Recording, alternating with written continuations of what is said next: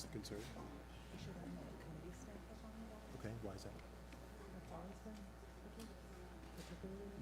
No eyes for the members that are in the, We don't know how to follow it. we frequently. I mean, members are gonna be exposing through that door, so. Yeah, we could try to keep it out there. But you want us to clear out all the LAs? I mean, we don't have our ways ever on our side, we can. Okay. That's just been I'll a tr- tough shape. If you want to, we just need the door closed. Yeah. I can turn Okay. close your thanks. Yep.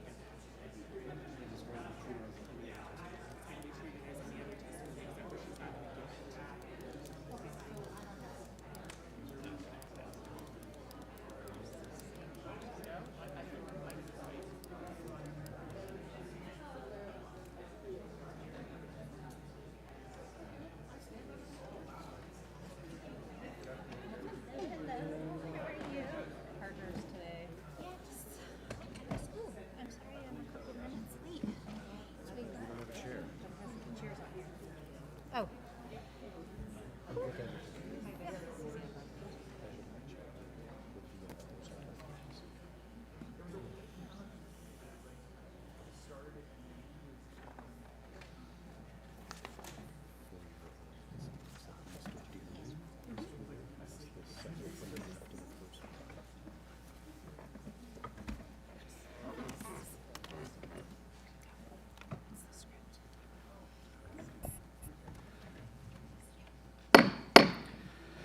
The Subcommittee on Oversight and Investigations and the Subcommittee on Higher Education and Workforce Development will come to order. Without objection, the chairs are authorized to declare recess of the subcommittees at any time. The subcommittees are meeting today to hear testimony on investigating how the Biden administration ignored cries for help from students at Haskell Indian Nations University. Under House Natural Resources Committee Rule 4F, any oral opening statements at hearings are limited to the chairman and the ranking minority member. For purposes of this joint hearing, that will also be extended to the chair and ranking member of the Subcommittee on Education and Workforce Development of the Committee on Education and Workforce. I therefore ask unanimous consent that all other members' statements be made part of the hearing record if they are submitted in accordance with House Natural Resources Committee Rule 3.0. Without objection, so ordered.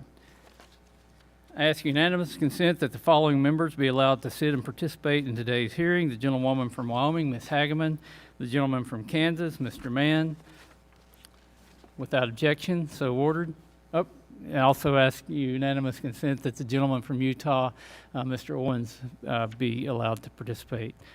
Without objection, so ordered. All right, and I now recognize the gentleman from Utah, Mr. Owens, for an opening statement. Thank you, Mr. Chair. The committee gathers today to address the many scandals plaguing Haskell Indian Nations University. This institution is one of 2 post-secondary schools operated by the Bureau of Indian Education, tasked to provide high-quality education to the Native American students. Instead, it's plagued with a history of mismanagement, abuse, and corruption. The issues we're discussing today are not only a disgrace to the university, but to university and the federal government entities responsible, but also to students and faculty harmed due to the lack of metrics and accountability. This permissive and toxic mindset has thrived for too long, has negatively impacted numerous Native American lives. For too long, this community has suffered from the lack of true and accountable oversight. For too long, the soft bigotry of low expectations has prevailed when it comes down to the Native American community. This widespread dysfunction at Haskell is not an isolated incident. It's a symptom of systematic failures, particularly within the Bureau of Indian Education. The Bureau's oversight has been inadequate, allowing problems to fester unchecked. The failures that will be addressed today rest squarely on the shoulders of the Bureau, Secretary Hyland, Oversight, and by extension, President Joe Biden. Future administrations, starting with the President Trump, should make it a priority to rectify the gross neglect of Haskell. The students of Haskell have been deprived of what should be at the #1 guarantee in our educational system, a safe learning environment. The allegations in a recently released investigative report are startling. They include bullying, harassment, multiple failures to address sexual assault cases, and a general culture of unresponsiveness to student complaints. Perhaps more troublesome is that the report's eventual product was delayed. Evidence points to possible omissions and alterations to the final publicly available copy. With each of these new developments, the academic integrity of the institution has been severely compromised. I look forward to hearing from our witnesses. We will hear from individuals who experience things that no one should have to experience at a school or in the workplace. The Bureau of Indian Education will be asked to explain why a Bureau-operated school tolerates the exploitation of its students. In part, Haskell's institution code states to be accountable for words, thoughts, and deeds, and engage in conduct and behavior that reflects the institutional values of the university. This code cannot just be words. This committee must oversee the implementation of reforms that will prevent future generations of Native American students from being harmed. With that, I look forward to the hearing and yield back to the chairman. Gentleman yields back. The chair now recognizes Ranking Member Stansberry for an opening statement. Thank you, Mr. Chairman. I want to start by saying thank you to our witnesses for being here today. I know that for many who are here to tell their stories, it's with great personal sacrifice. And you're here to tell very difficult stories about the trauma that you've experienced. So I want to say thank you for your bravery, thank you for your service, thank you for being willing to tell your story publicly. It's important that we're having this hearing on a bipartisan basis, and we're grateful to have also officials from the administration and from Department of Interior. We've been working across the aisle, both sides of the aisle, to come to the same goal, which is to host a hearing with the support of our Education and Workforce Development Committee and the Subcommittee on Higher Education, to really understand what is happening at this institution. Why have there been continued failures across the many years that these egregious abuses have been happening, and what can we do to address these problems going forward. So just a little bit about what we're going to hear today. In 2018, and I think it's important to identify that this was during the last administration, the director of the Inspector General issued a scathing report about Haskell, which included multiple cases of sexual assault, domestic violence, and victimization of students. The university president tried to cover it up by underreporting the statistics. Employees felt intimidated and bullied by the president at the time, and that president used their influence to help get a family member hired. This year, in 2024, under pressure from a lawsuit, the Bureau of Indian Education finally released a highly redacted report issued over a year earlier that raised even more concerning findings. There was non-responsiveness to student grievances, there was student harassment, bullying of administrators, allegations of theft, nepotism, sexual assault, workplace harassment, fraud, waste, and abuse, and multiple administrative failures, including harassment and bullying, that were ignored by the university president and others. The university leadership worked to manipulate the outcomes of these investigations, and we see allegations that go back at least 17 years. The Department of Education conducted its own investigation that substantiated claims of academic fraud dating back to 2007. And just last week, a former Haskell regent was federally indicted on multiple counts of felony assault resulting in substantial bodily injury. There have been 8 presidents in 6 years. So clearly we have a leadership problem at Haskell. The Department of the Interior, the Bureau of Indian Education, Indian Affairs, Haskell administration have taken some steps to remediate these issues. We have a new permanent president after several years of an acting president. They updated their sexual misconduct and student rights and conduct policies. They're offering regular trainings for students, staff, and faculty, expanded behavioral health services, added a campus advocate coordinator, but clearly it's not enough. These actions are the floor, not the ceiling. And we're here today to really understand what's been going on and how Haskell can be turned into a place where students feel safe, where they can bring their whole selves to school, and the culture of this institution from the top to the bottom can be reformed. We know that in order to do this, it takes leadership, it takes time, it takes persistence, it takes prioritization, and we know that it's going to have to take vision. So I look forward to the conversation today. I look forward to hearing from those who've come to testify and to the bipartisan work ahead across both committees to address these concerns. Well, thank you. I'm going to recognize myself for my introductory statement. Good afternoon, everyone. I would like to thank the witnesses for traveling here today for this important matter.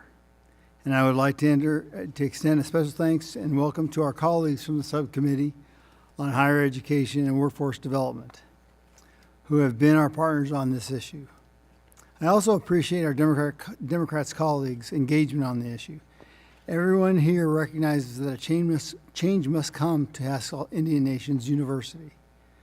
Our hearing today will discuss how the Biden administration has turned their backs on the students at the Haskell Indian Nations University, a Bureau of Indian Educational school with students from federally recognized tribes across the nation. Haskell University is a critical educational resource for Indian youth, and as you'll hear today, has so much potential to make a difference for Indian students. Unfortunately, this administration has allowed misconduct, including but not limited to issues from reporting of sexual assault, fraud, and nepotism on campus. To continue under her watch, Secretary Haaland has failed the students at Haskell University. Though Secretary Haaland has stated her commitment to improving Indian education and addressing the sexual assaults of Indian women, she has done nothing to address these issues at Haskell University, despite desperate pleas from student body and from certain faculty. The students there deserve to feel safe and while pursuing their education. They deserve to learn and grow in a community that is free from criminal activity and the threat of retaliation for just speaking out. The misconduct at Haskell University is not new. Back in 2018, the DOI, Office of Inspector General, issued a report that uncovered underreporting of crimes at Haskell and how faculty failed to follow established protocols for that reporting. However, today's hearing addresses an investigation that took place in 2022 over the serious instances of misconduct reported by students and faculty and the wrongful termination of cross-country coach Clay Mays, one of the witnesses here today. When he was hired, Coach Mays observed misconduct, and he decided to do the right thing, report it. In response to his concerns, he was retaliated against and removed from his position. During this time, students on the cross-country team were forced to sign a no-contact orders with Coach Mays. The order signed under duress prevented them from speaking to their parents about what they had witnessed or undergone. Yet the students made the hard decision to speak out, despite the possibility of facing retaliation for doing so. The Bureau of Indian Education initiated an investigation into these allegations founded for 2 weeks. However, 2 weeks quickly became 6 months, and investigators uncovered issue after issue after issue, scandal after scandal. When the investigation completed, the AIE report was not publicly released, and students were stonewalled by the BIE human resource officer at the time, who said, "You will never see this report," is a quote. After a lengthy legal battle over the release of the AIB report, and after being compelled to do so, BIE released a report, but it was the wrong report. This was no mistake. Then finally, BIE released the AIB report, but it was heavily redacted. The deceptive conduct by the Bureau of Indian Education regarding the AIB report is ongoing. Despite a recent request from our committee, BIE has yet to hand over the unredacted report. This is a very simple request for the document to fulfill, the department to fulfill, and we expect to see the unredacted AIB report very soon. Make no mistake, members and staff understand that a report of this nature would likely contain highly sensitive information. That is no excuse. There are ways to review that material that would not reveal the identity of the individual publicly and could ensure that the AIB report would not have to be shared with the general public. The Biden administration and Secretary Haaland's department have turned their back on the students and the faculty under threat rather than being true accountability and to change university. The students at Haskell Indian Nations University and the American people deserve answers for the allegations of misreporting, of sexual assault, nepotism, fraud, theft, and so much goes on. Haskell University should be a safe place for Indian students to grow, learn, and prepare for themselves for the next step in life. I am confident this can still be achieved, but it will require hard work and true accountability. Today, the committee will hear from the individuals whose lives have been changed by their experiences at Haskell University. Despite the challenges, they have been through what they've been through, and they agreed to come before this committee because they too believe that change must come to the university. Indian students across the nation deserve better. I am committed to the real accountability at the university and at the Department of the Interior for the repeated failure to address the dysfunction and misconduct at Haskell Indian Nations University. I now observe the ranking member from the Subcommittee on Higher Education, Ms. Bonamici, for her interest. Thank you very much, Mr. Chairman, and thank you also Chairman Owens and Ranking Member Stansbury. And thank you to the witnesses for being here today. I appreciate for many of you this might be difficult, especially when we're asking you to publicly reshare what may be personal and sometimes traumatic stories. I want to start by acknowledging our country's shameful history of mistreating and forcibly assimilating Native people. In the past years, we've gone to great lengths to attempt to rectify a fraction of these injustices. I'm grateful to the Department of the Interior for its work to address the wrongs many Native students experienced in boarding schools after many were forcibly removed from their families, communities, languages, religions, and cultural beliefs.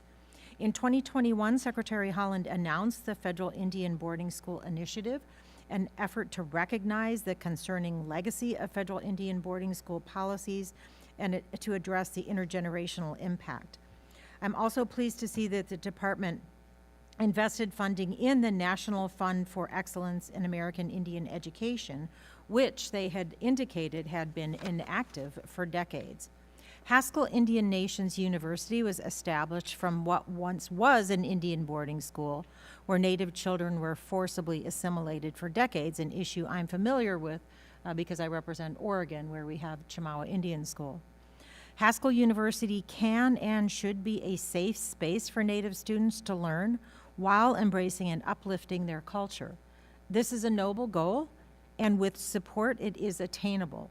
Unfortunately, the reality of Haskell University is a sharp contrast to this goal. All academic institutions are responsible for creating safe and supportive learning environments. In the unique case of Haskell University, the burden falls on the Department of the Interior and the Bureau of Indian Education to provide resources and guidance to facilitate a safe school environment. We have heard of instances on campus that have indicated failure after failure of the university and the Bureau to provide the leadership, transparency, accountability, and management, despite reports of a hostile campus environment rife with academic fraud, nepotism, neglect, and tragically, in some cases, sexual misconduct and abuse. I want to emphasize, this is not a new issue. There have been reports of misconduct for years. Student survivors report sexual assault and say they were met with indifference and a lack of consideration for their privacy and their mental health. The Inspector General has confirmed accusations of nepotism and bullying, as well as cases of academic fraud. The sitting university president directed the editor of the Indian Leader, a student newspaper, to not contact any outside government agency or the police regarding university matters without first getting permission. The students deserve better, the faculty deserve better, and the community deserves better. Haskell University provides education to a population that has historically been underserved in higher education, and it must improve. The Bureau of Indian Education must hold Haskell University accountable for strict academic accountability and transparency standards. The Bureau must also be forthcoming with Congress about whether those standards are met for the health and well-being of Haskell students. And finally, I want to emphasize, accusations of misconduct have gone on for years. It may be tempting to try to point fingers at a single administration to pick where it all went wrong, but the reality is that the systemic issues plaguing Haskell University have happened for years under multiple administrations, both Democratic and Republican. Our task today should not be to engage in a partisan blame game, but instead commit ourselves to bettering the lives of students and faculty and the Haskell Indian Nation. Thank you, Mr. Chairman, and I yield back. I thank the gentlewoman. I'm now going to introduce our witnesses for the first panel. First, we have the Honorable Brian Newland, Assistant Secretary, Bureau of Indian Affairs, U.S. Department of Interior. And second, Mr. Matthew Elliott, Assistant Inspector General for Investigations, Office of the Inspector General, U.S. Department of the Interior. Let me remind the witnesses that under committee rules, you must limit your oral statements to 5 minutes, but your whole entire statement will appear in the hearing record. To begin your testimony, just push the little button and you'll see the green light go on. When it hits yellow, you got to start summing it all up, and when it hits red, cut it short because we got lots of questions. I now recognize Mr. Newland for 5 minutes. Thank you, Mr. Chairman, ranking members, and members of the committee. Ani Boujou. My name is Brian Newland. I have the privilege and honor of serving as the Assistant Secretary for Indian Affairs at the Department of the Interior. And I want to thank you for inviting me before these committees today to discuss our important work at Haskell University. Haskell occupies a special place in Indian country. It began as a boarding school designed to carry out the federal government's policy of forced assimilation of Indian children. It has since become a respected university that has educated Native students from across the country for generations. The community of Haskell Rascals really represents all of Indian country. Haskell alumni can be found in most tribal communities. And nearly everyone in Indian country knows Haskell, celebrates the achievements of its students, faculty, and staff. And their accomplishments make all of us proud. But as has been noted already, Haskell has had more than its share of challenges in recent decades. A lack of investment from the federal government has allowed facilities on campus to deteriorate and led to the closure of sports programs like football. High turnover in leadership at the Bureau of Indian Education and in Haskell's administration have made campus governance difficult and has fostered cliques amongst the staff. Federal employment laws designed for federal agencies are not suited to running a university and present challenges. There have been many other challenges as well.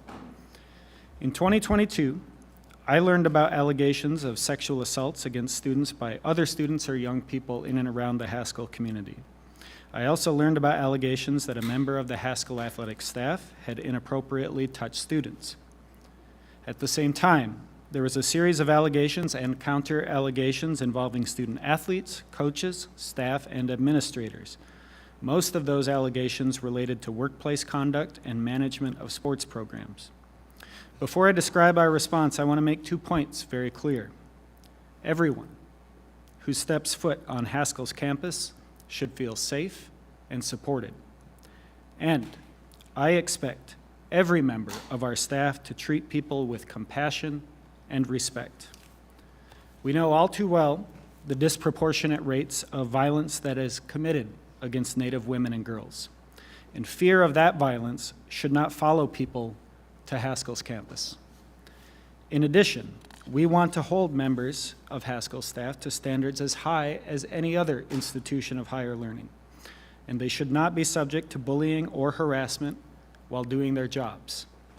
In response to these allegations, our team worked to respond quickly by referring some matters to the Office of the Inspector General, and we also sought independent investigations of these allegations and independent reviews of Haskell student support policies and processes.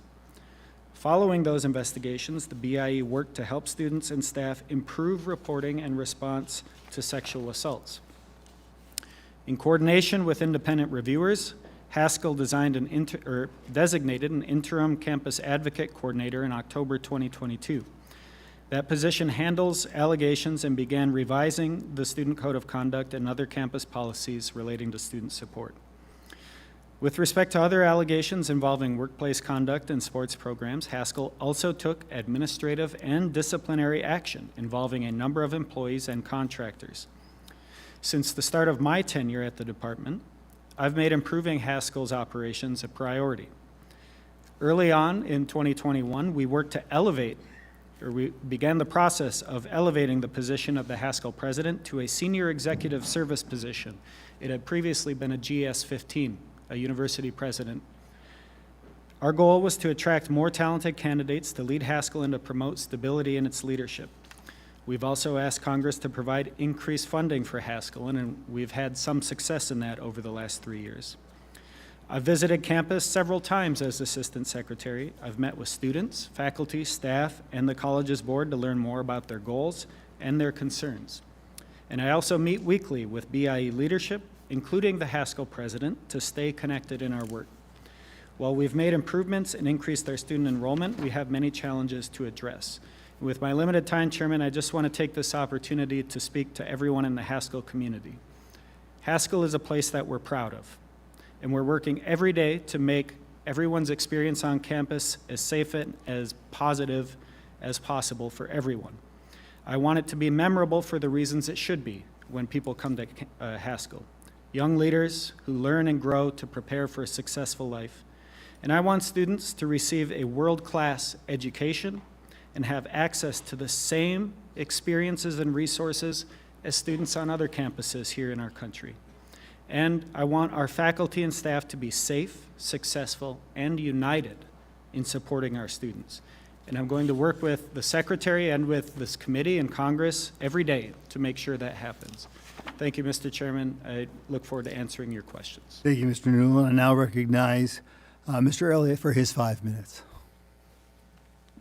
Mr. Chairman, ranking members, and members of the subcommittee, thank you for the opportunity to appear before you today. I am pleased to stand in as the designee for Inspector General Greenblatt, who is testifying this afternoon before the House Oversight Committee. Every day, DOI employees and private citizens reach out to our complaint hotline to share information about potential fraud, waste, abuse, misconduct, or mismanagement. The OIG also receives complaints directly from department officials. Based on the information submitted, the OIG evaluates the complaints and could open a criminal, civil, or administrative investigation, conduct an audit, inspection, evaluation, or review, refer the complaint to the appropriate DOI bureau or office, refer the complaint to another federal or state law enforcement agency, or electronically file the information for future reference. Our office has a proven track record of assessing complaints, opening investigations, and issuing public-facing reports as appropriate. The 92 employees that I lead in our Office of Investigations remain responsive and capable of investigating a full range of alleged misconduct.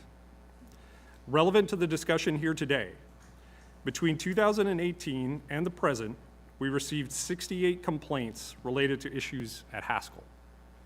We opened 5 investigations, initiated 1 review, referred 32 of the complaints to the Bureau of Indian Education, and referred 1 complaint to the Assistant Secretary of Indian Affairs. The remaining 29 complaints were electronically filed for information, often because they were duplicative or lacked specificity or actionable information. 3 of the 5 investigations that we opened during this time period involved allegations of misconduct by Haskell employees not related to sexual harassment or misconduct. In each of those cases, we did not substantiate the allegations. The 4th investigation involved allegations that Haskell employees covered up students' complaints of sexual misconduct. During the course of that investigation, we learned of BIA's own investigative report into these allegations. Therefore, we closed our investigation into those matters in August of 2023. The 5th investigation stemmed from 13 complaints regarding allegations of mismanagement by Haskell's senior administration and president, focused primarily on the administration's handling of misconduct complaints. In addition, we investigated allegations that the president bullied employees, committed nepotism, and demonstrated favoritism. We also investigated allegations that the administration misused Title III funds. During the course of our investigation, we received an allegation that a Haskell instructor sexually assaulted a student off campus. Because local law enforcement had primary jurisdiction, we immediately referred that matter to the Lawrence Police Department and offered our assistance. At the conclusion of our investigation, we transmitted our findings to the directors of BIE and BIA and publicly issued an investigative report in November 2018. In that report, we found that university officials did not consistently follow Haskell's guidelines for handling complaints of misconduct, and that Haskell's administration inaccurately reported crime statistics in 2014 and 2015. We also found that Haskell employees felt bullied and intimidated by the Haskell president, and we found that the president's presence in a meeting influenced a family member's appointment to a high-level position. We did not, however, find evidence of favoritism or improper use of funds. Because of a history of complaints related to mishandling allegations of sexual assault and the findings from our 2018 report, in 2022, I directed OIG's Special Investigations and Reviews to initiate a review to determine whether BIE-operated post-secondary institutions were appropriately following laws and policies relating to complaints of sexual harassment and misconduct. This review is currently ongoing. We look forward to providing a report to Congress and the public when it is complete. Thank you for your time, and I look forward to answering your questions. Thank you very much, Mr. Elliott. I'm now going to recognize members for their 5 minutes. I'm going to go first to the gentleman from Utah, Mr. Owens. Thank you. Mr. Newman, in a sworn statement, a Haskell faculty member described a complaint made by 2 female interns from the University of Kansas against an employee for engaging in inappropriate conduct. Haskell conducted a joint investigation with the Kansas Law School. The level of disciplinary action that was taken was, quote, maybe 5-day suspension because he'd already gotten a reprimand letter in the past, unquote. Why would you continue to employ individuals who admitted to such inappropriate behavior? Congressman, thank you for that question. Can you clarify for me what report you're referring to? I don't have the details. You're not familiar with this report? I'm not familiar with a University of Kansas investigation.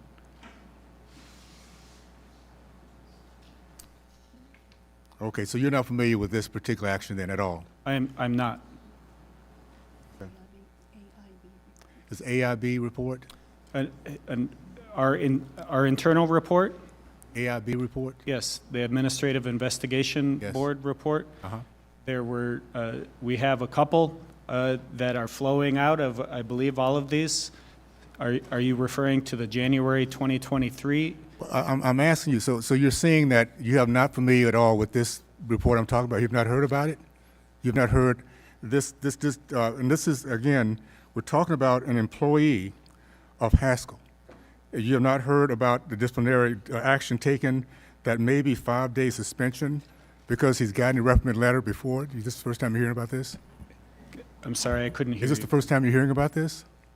Congressman, I can tell you from our Administrative Investigation Board in our report, our internal investigations led to administrative.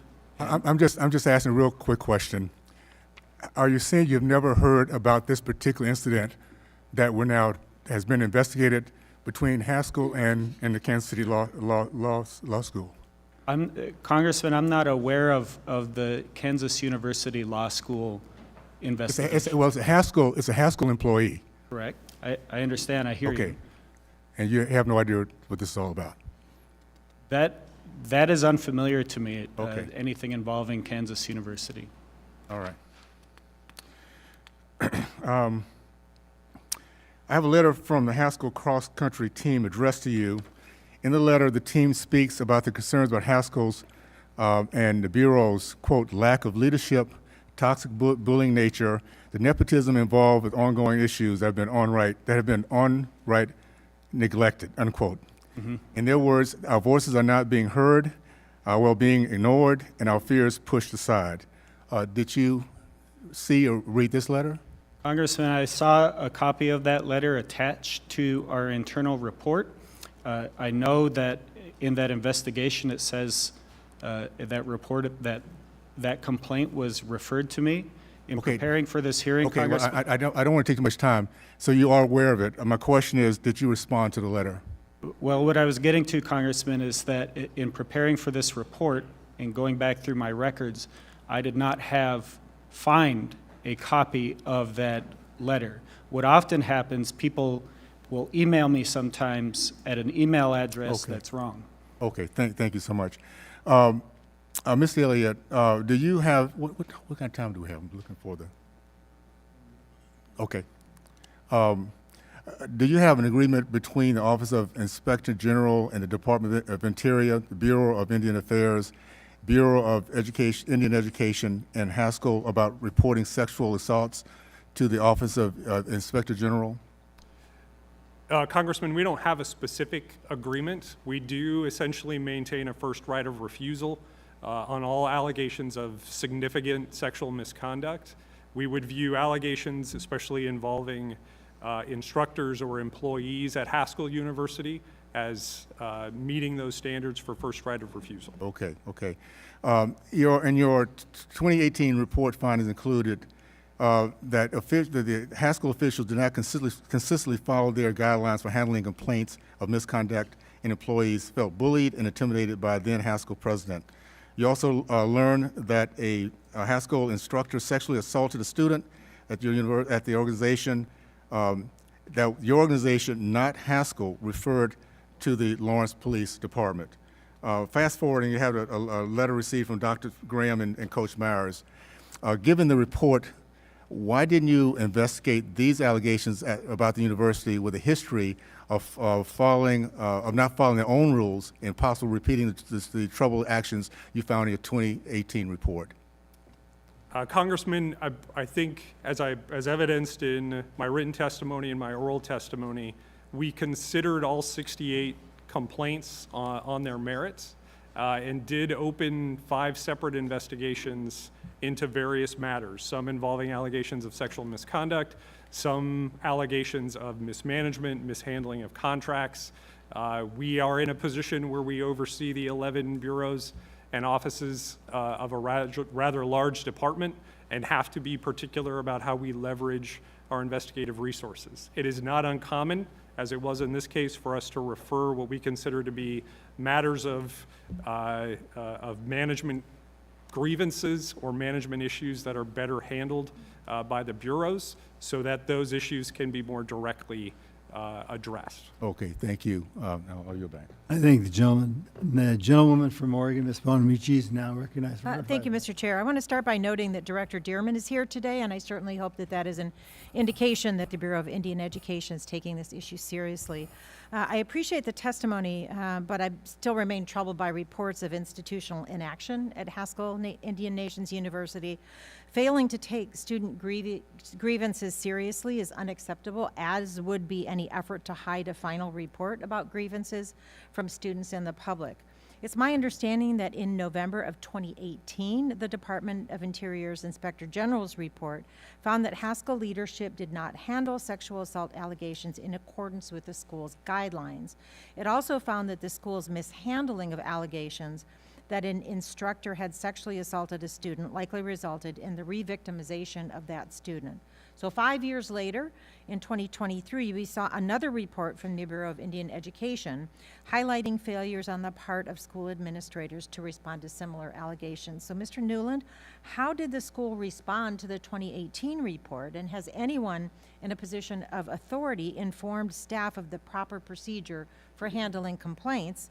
And the second part of the question is, what is the Department of the Interior doing today to make certain that the school is following guidelines when there are reports of sexual assault or sexual harassment? Thank you, Congresswoman. With respect to the 2018 IG report, I can't speak to what actions my predecessors took immediately in response, and I think has been noted already, Haskell has had several presidents since then.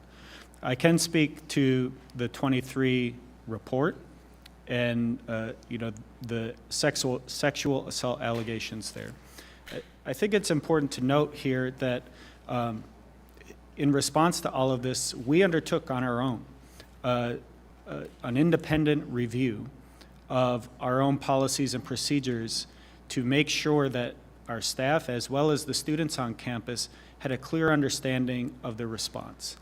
And it's very clear to me that our staff could have done a better job at exhibiting more compassion, while also making sure they're respecting the due process rights of people involved.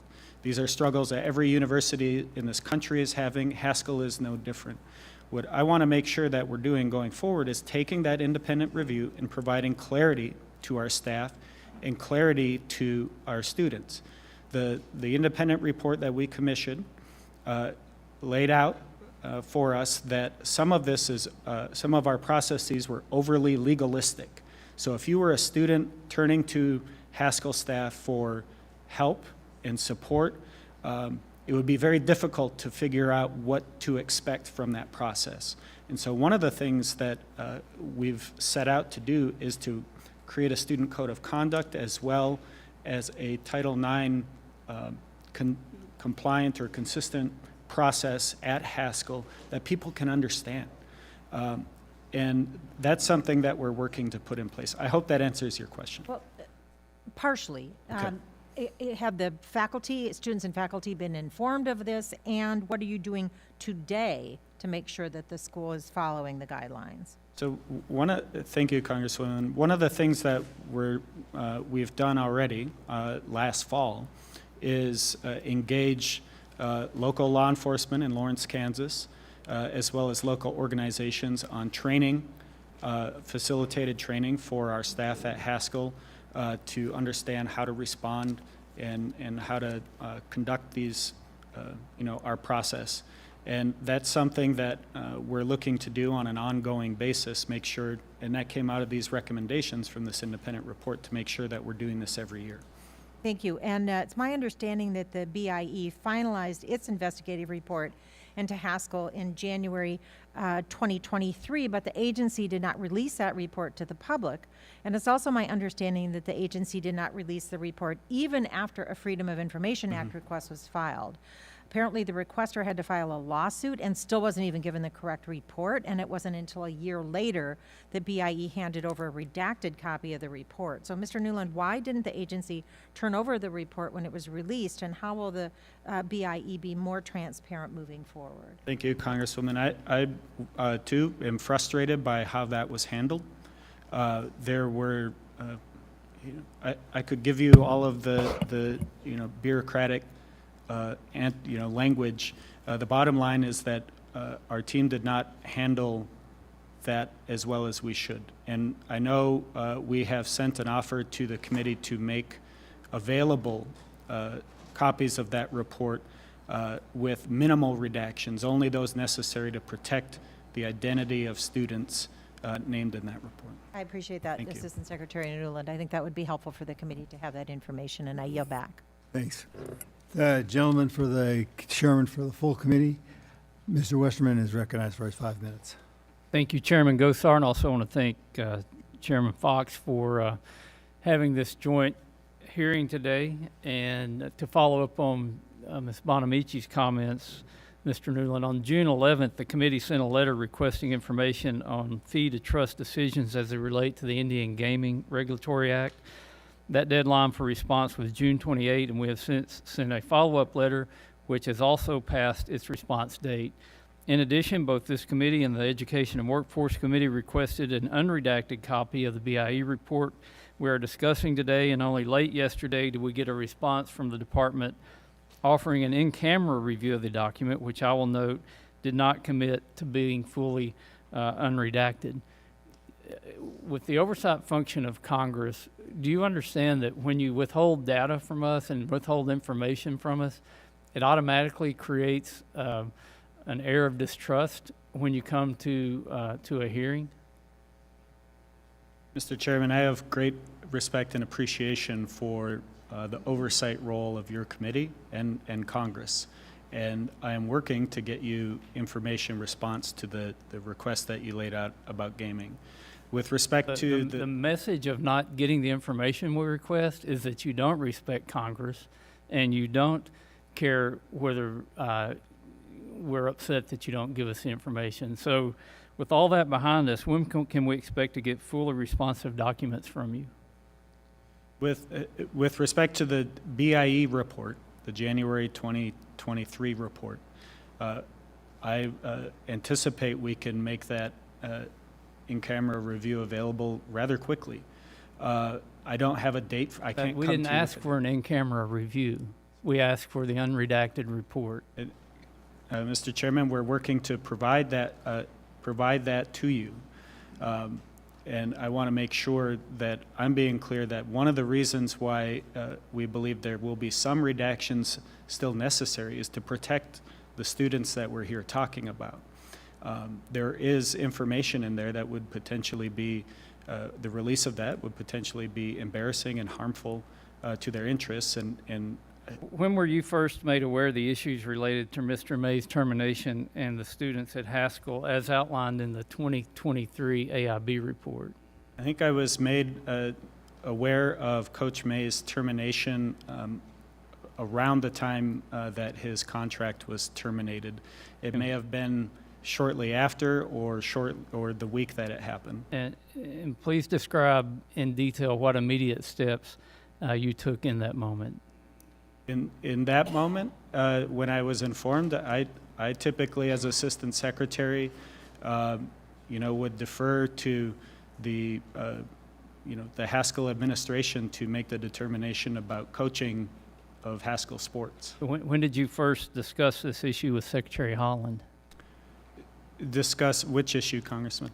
The 2023 AIB report. Right. I can't give you a date on when I would have Do you remember if you received any directives from Secretary Holland after discussing the report with her? Directives such as actions to take. I don't anticipate, or I don't recall receiving directives because this would have been my responsibility as Assistant Secretary. So if it's your responsibility, what actions have you taken to address the findings of misconduct in the AIB report? So there have been, thank you, Mr. Chairman, there have been several actions taken. As I mentioned, we took disciplinary or personnel actions against 10 members of our staff and contractors. Flowing out of this, there have been subsequent personnel actions, relating to that have flowed out of this. We've also commissioned we made the initial referral to the Office of Inspector General.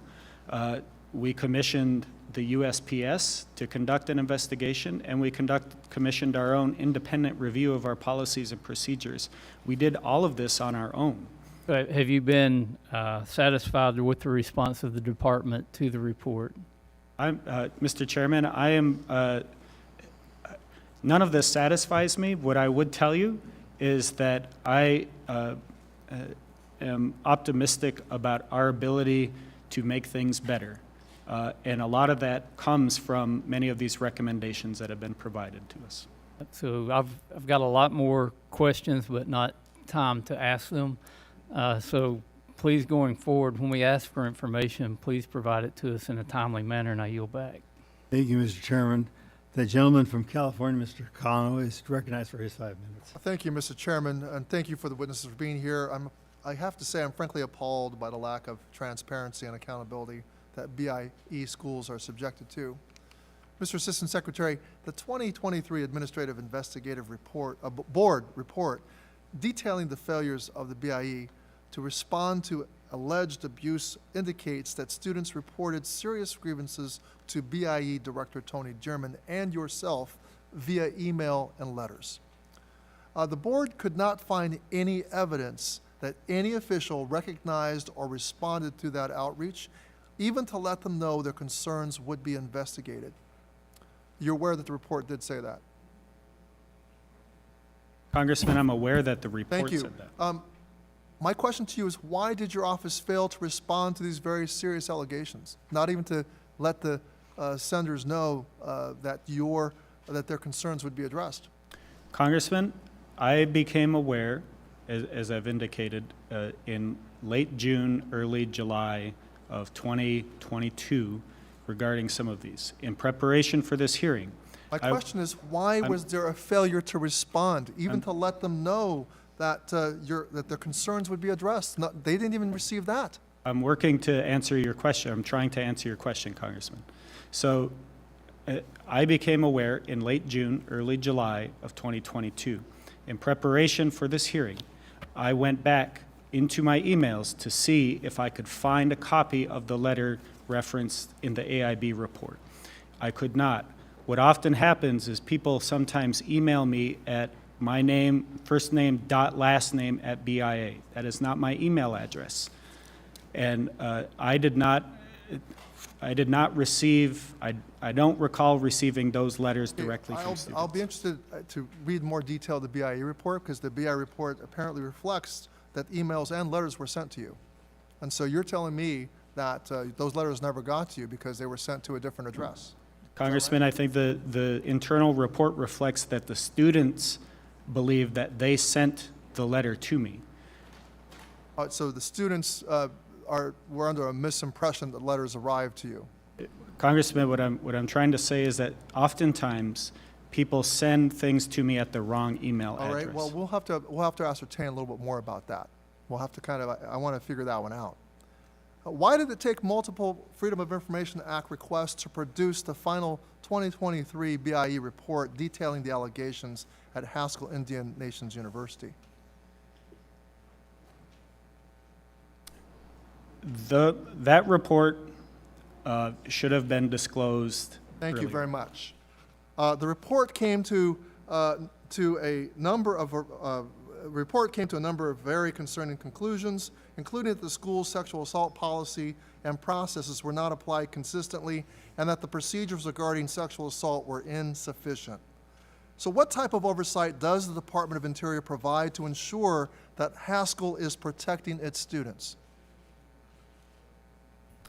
Thank you, Congressman. As I've indicated, what we're trying to do is to put in place clearer policies and procedures for both our students and our faculty and staff.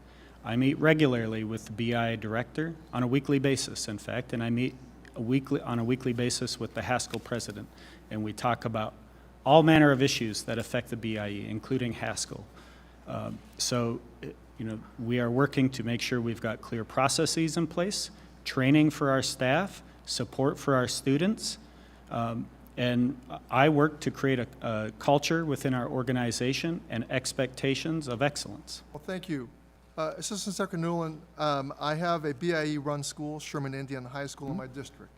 You can understand why I'm very troubled by the Department of Interior's failure to follow through when a complaint is made. My staff and yours have been in contact about the abysmal conditions of this school, and I thank Secretary Holland and her team for coming to visit the facility. And her commitment to improving BIE school conditions is laudable. Nonetheless, there are chronic issues that span administrations, not just this administration, but across administrations. Teachers have described persistent flooding in classrooms from old pipes. Staff and students alike report mold in the classrooms and dormitories. My own staff has found dangerous electrical wiring, buildings in severe disrepair, and a host of other serious safety concerns, as well as significant concerns involving the oversight of the school. I had questions for the Inspector General, but my time is running out, and I yield back. I thank the gentleman from California. The gentleman from Virginia, Mr. Good, is recognized for 5 minutes. Thank you, Mr. Chairman. Secretary Newland, the Bureau of Indian Education, or BIE, under the Department of Interior, receives over $1 billion in annual funding from hardworking taxpayers and is responsible for operating Haskell Indian Nations University. In fiscal year 2024, BIE used nearly $20 million in federal funds to operate Haskell. Do you believe the federal government has been effective at running the school, or this is a satisfactory return on investment? Thank you for that question, Congressman. I believe that historically we have underinvested in Haskell. Do you think the taxpayers, after all that we've heard today on a bipartisan basis, questioning all the concerns here, that this has been an effective use of taxpayer dollars and we should actually warrant more spending? Congressman, what I'm trying to tell you is that historically, and I acknowledged in my testimony, historically Haskell has had a lot of challenges. Some of the things that we have been working on since coming into office immediately have been to... So do you feel like this has been a good return on the taxpayer investment, the $20 million that's been specifically directed to Haskell? Congressman, I would tell you that the people who've graduated from Haskell By are what very standard proud of measurement would you say it's been effective use of taxpayer dollars? I don't know how else to answer your question other than to tell you that I believe we've got a trust obligation to do better. So you think that taxpayers should continue to subsidize the failures that have been described today on a bipartisan basis and that you've acknowledged in your testimony? Congressman, I would reiterate that I believe that we have a trust obligation to make these investments in Indian education and higher education and to Thank do better. you for that statement. You said trust obligation. You said in your initial testimony the number one responsibility is to provide a safe and secure learning environment for the students and the staff. So Haskell is operated by the federal government, and as has already been noted today, it's a pattern of mismanagement, sexual assault allegations going back for years. And it appeared that the BIE might finally provide transparency with the report that was published in 2022, the investigation report that was published in 2022. But the students repeatedly asked for this report, and 2 years later, all they got was this heavily redacted version with the mismatched dates, and it was only released under compulsion from the FOIA request. So it appears that the Biden administration, the Biden-Harris administration, I should say, is unable or unwilling to hold Haskell accountable. In January of a year and a half ago, Haskell students sent a letter to Secretary Holland, asking for the AIB report's release, and she never responded. Is she aware of this letter or this request from the students? I can't speak to whether Secretary Holland read the students' letter. As I've explained a few times now, Congressman, people often send us these to our emails, and the emails are often entered wrong. So what does that say about her if she doesn't know about this letter from the students on such a serious issue as is being discussed today for the purpose of this hearing? Congressman, I will tell you from my firsthand experience that Secretary Holland's commitment to Haskell and its students is probably greater than any of her predecessors in her position. Well, who's taking responsibility for the failures of transparency and the justice for the victims that have been talked about today? Who's taking responsibility for that? Congressman, in my role as Assistant Secretary, I provide the leadership and oversight for the Bureau of Indian Education. So it's your responsibility, all It's these my failures. responsibility to set this expectation and to create a culture at Haskell, and that's exactly what I've sought to do So since I is the started. federal government, and in this case, your department, fulfilling its responsibility to keep students safe at Haskell? Congressman, I believe we should do better, always, to keep people safe from sexual assault and abuse and bullying. What does it say about the school that there's been 6 different presidents in 8 years? Why the continuous change in leadership? Why so frequent change? Is that to cover up the failures, to spare folks from responsibility? Why would there be 6 different presidents in 8 years? Congressman, prior to this president and this secretary, in my term as Assistant Secretary, the leadership position at Haskell was a GS-15 position, which in the executive branch pay scale is not very, it's lower than other executive leadership positions. One of the first things I began working on. So what is that pay scale? The GS-15 pay scale, I don't know what the exact salary Said it was lower. is lower. People listening would like to know what that is. What is that amount? I can provide that to you, but we set out to make it a senior executive service position because that's the type of recognition and respect that's befitting a university president. Thank you, and I yield back. I think the gentlewoman, Dr. Adams is recognized for her 5 minutes. Thank you, Chair Gosa. And thank you, Mr. Newland, for being here today, for testifying before the committee. Mr. Newland, I was a college professor for 40 years, and I know that, I know better than most that fostering a welcoming campus climate is an essential responsibility for an institution of higher learning, and it's a priority for its leadership. We know that there have been many allegations of misconduct at Haskell that could contribute to a lack of comfort and safety on Haskell's campus. So what steps have BIE and Haskell leaders taken to create a safe and welcoming learning environment for its students? Thank you, Congresswoman, and I appreciate your experience. I know you have limited time. I want to share. I've also taught at colleges and law schools and served on boards of 2 higher ed institutions, so I appreciate that. Again, one of the challenges I've sought to address immediately is to create stability in the leadership at Haskell, and then in response to the independent report that we commissioned ourselves, to make it clear to students on campus what type of support they should expect to receive and how this process will work if there's an instance of sexual assault.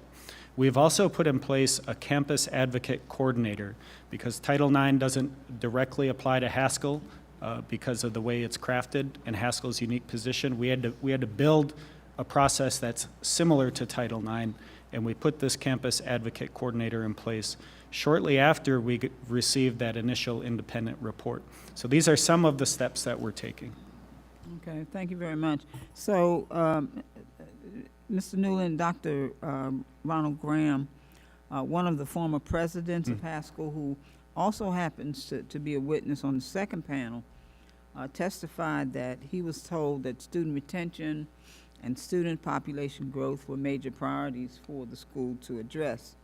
So what are the major causes of these issues, and has Interior dedicated resources to ensuring that students have what they need to be successful? I'd like to address that in 2 parts, if I can, Congressman. First of all, we have actually increased enrollment at Haskell. The last academic year saw I believe it was the highest enrollment at Haskell that we've had in 13 years. I can verify that after the hearing, if you like.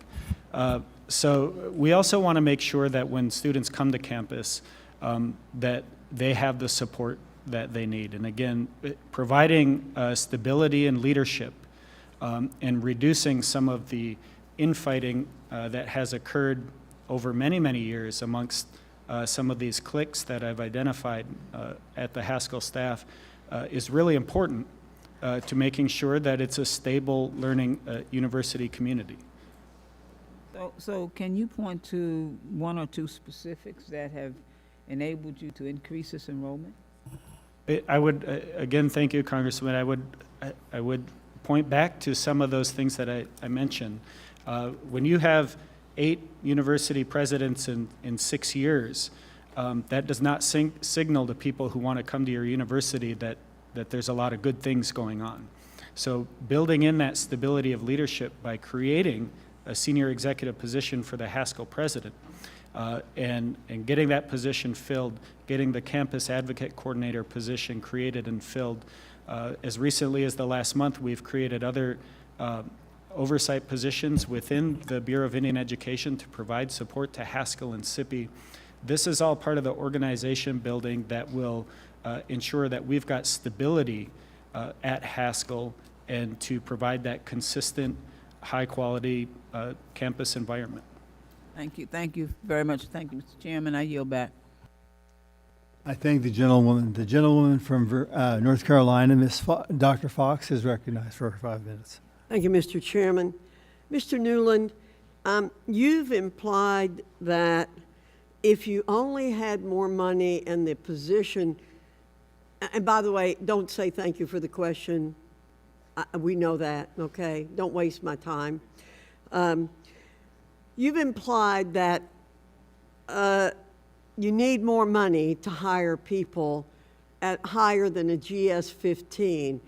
Is it your position that people at a GS 15 level or lower have worse morals than people who get more money? Is that your position, that you can't get people with good morality unless you pay them a lot of money?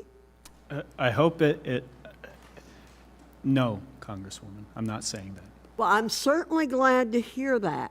You also mentioned you wanted to train people to understand the process. I hate the word train, but that's not my issue. You mean you have to bring people in to tell them the difference between right and wrong? You can't hire people to start with who know whether to report rapes or not? That's not what I said, Congresswoman.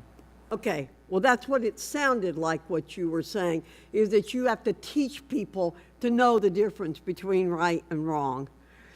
Mr. Newland, we have sworn testimony from a contracted adjunct instructor from July 22 stating, quote, "I would hope no one is intimidated and afraid to report a rape.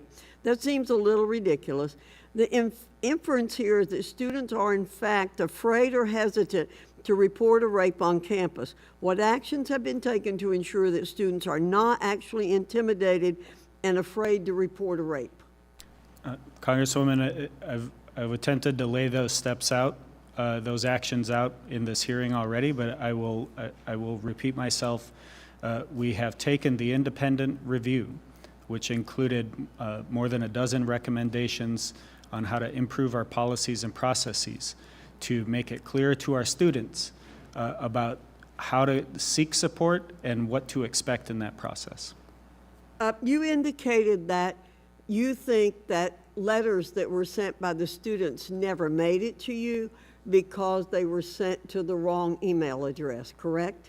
Congresswoman, that is, in my view, the most likely explanation I don't have a recollection of receiving the letter that was in the AIB report. Would you object to allowing your email devices to be searched to see if maybe they went into your spam or somewhere else?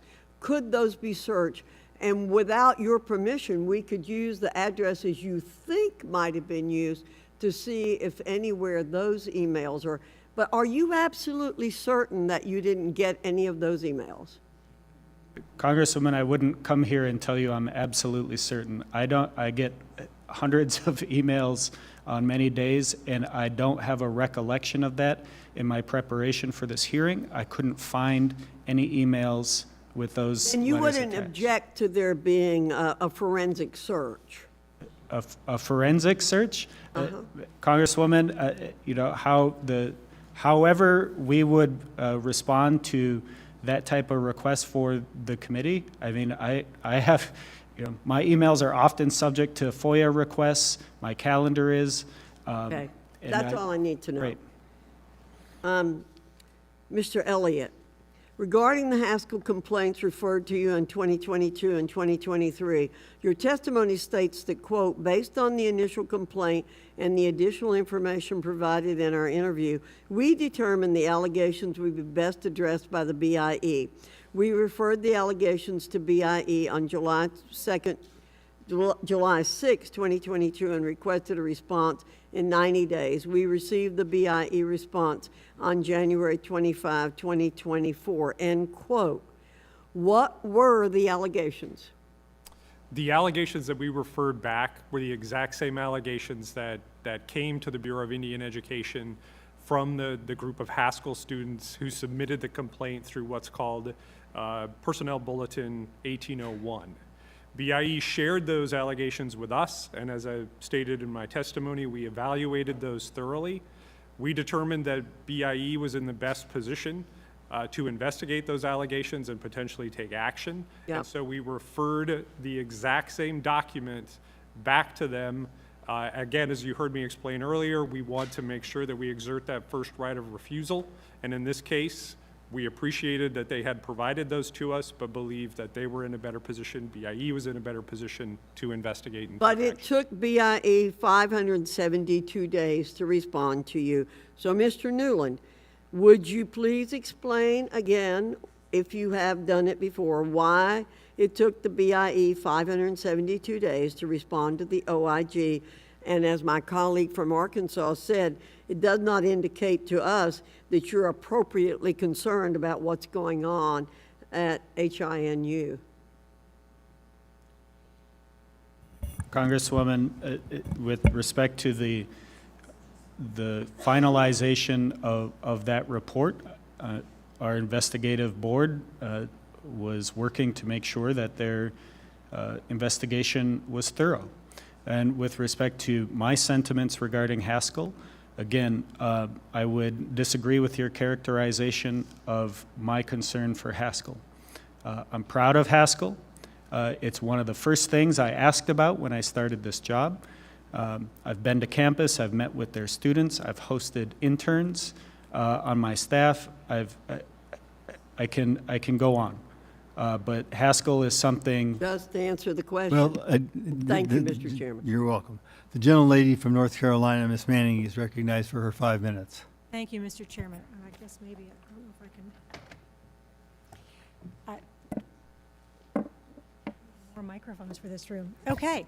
Mr. Newland, you have stated in your testimony that BIE and Haskell are working to implement changes in response to many, many allegations outlined in the 2023 AIB report. But you also stated that the OIG investigated such allegations in 2018, and I'll add that the full timeline of similar allegations against Haskell go as far back as a Department of Education investigation in 2007, as well as lawsuits and complaints dating back to at least 2016. So misconduct at Haskell is not new. Why did the BIE wait until 2023 to begin implementing changes at Haskell? Thank you, Congresswoman. We did not wait until 2023 to begin implementing changes. Again, I began my job in February of 2021. Within months of beginning my tenure, we were working to elevate the president position at Haskell to a SES position. So let me ask you about that, because that has come up several times. And you said that there have been 8 presidents in 6 years. Is that correct? That's what's been said here in the committee. I believe that's accurate. Okay. And you have mentioned several times that the Haskell president is paid at the GS-15 salary level, which I don't know by heart, but a quick Google search showed that that's a maximum in 2024 of $191,900 a year. Is that about accurate? I don't have it in front of me, so I can't disagree with you, Congressman. Okay, well, I will note that that's more than we make. However, is that on par with what the average college president would make at a small college? I can't tell you that, but it's, if I may, Congresswoman, it's. But you've mentioned that over and over as one of the reasons that there are problems, that the Haskell president is paid at the GS-15 level. I want to make sure I'm clarifying and speaking accurately. The salary is not the only piece of that, Congresswoman. Having that SES position, being a member of the executive service at the Department of the Interior, carries with it a designation of your role in the organization. Okay, but what I assume what you're saying is one of the problems that Haskell has had is they've had such heavy turnover of presidents, and they have not been able to attract an appropriate president to clean up the mess that's been at that school for year after year after year. That has been one of the challenges, yes. Okay, you mentioned something else that I want to go back to, and that was you gave us a list of how many complaints there had been made, 138 complaints, but there had only been 5 investigations. That sounds like a very low number of investigations related to the number of complaints made. Can you explain that? I know in this instance, Congresswoman, a lot of these complaints or allegations came in bunches. They were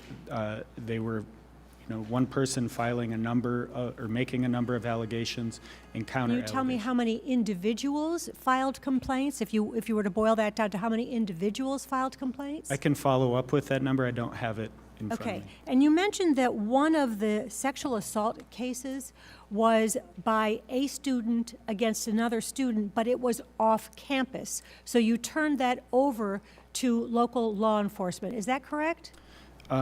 So I'm glad you asked that question, Congresswoman. That's been it's apparent to me that was a source of confusion amongst our staff. But is that what happened? There's a sexual assault by one student against another. It took place off campus, so it was handed to local law enforcement. Can you just say yes or no to that? There was one? a referral to local law enforcement. Okay. Yes. Well, did that assault victim have any protection against running into the perpetrator while she was on campus?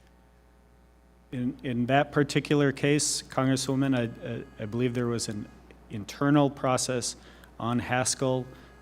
There were other allegations there were some allegations that involved the same person. I know that there was. The same perpetrator? Correct. So, to answer my question, did that assault victim, was there any protection offered to her so that she could continue her career at the school without having to run into the perpetrator? There were no contact orders issued, and I believe, Congresswoman, that the alleged perpetrator we're talking about, as laid out in this report, was removed from campus for other reasons. Getting back to... I thank the all gentlewoman. right, my time is about to expire. I yield back. Thank you, gentlewoman. The gentleman from Georgia, Mr. Collins, is recognized for 5 minutes.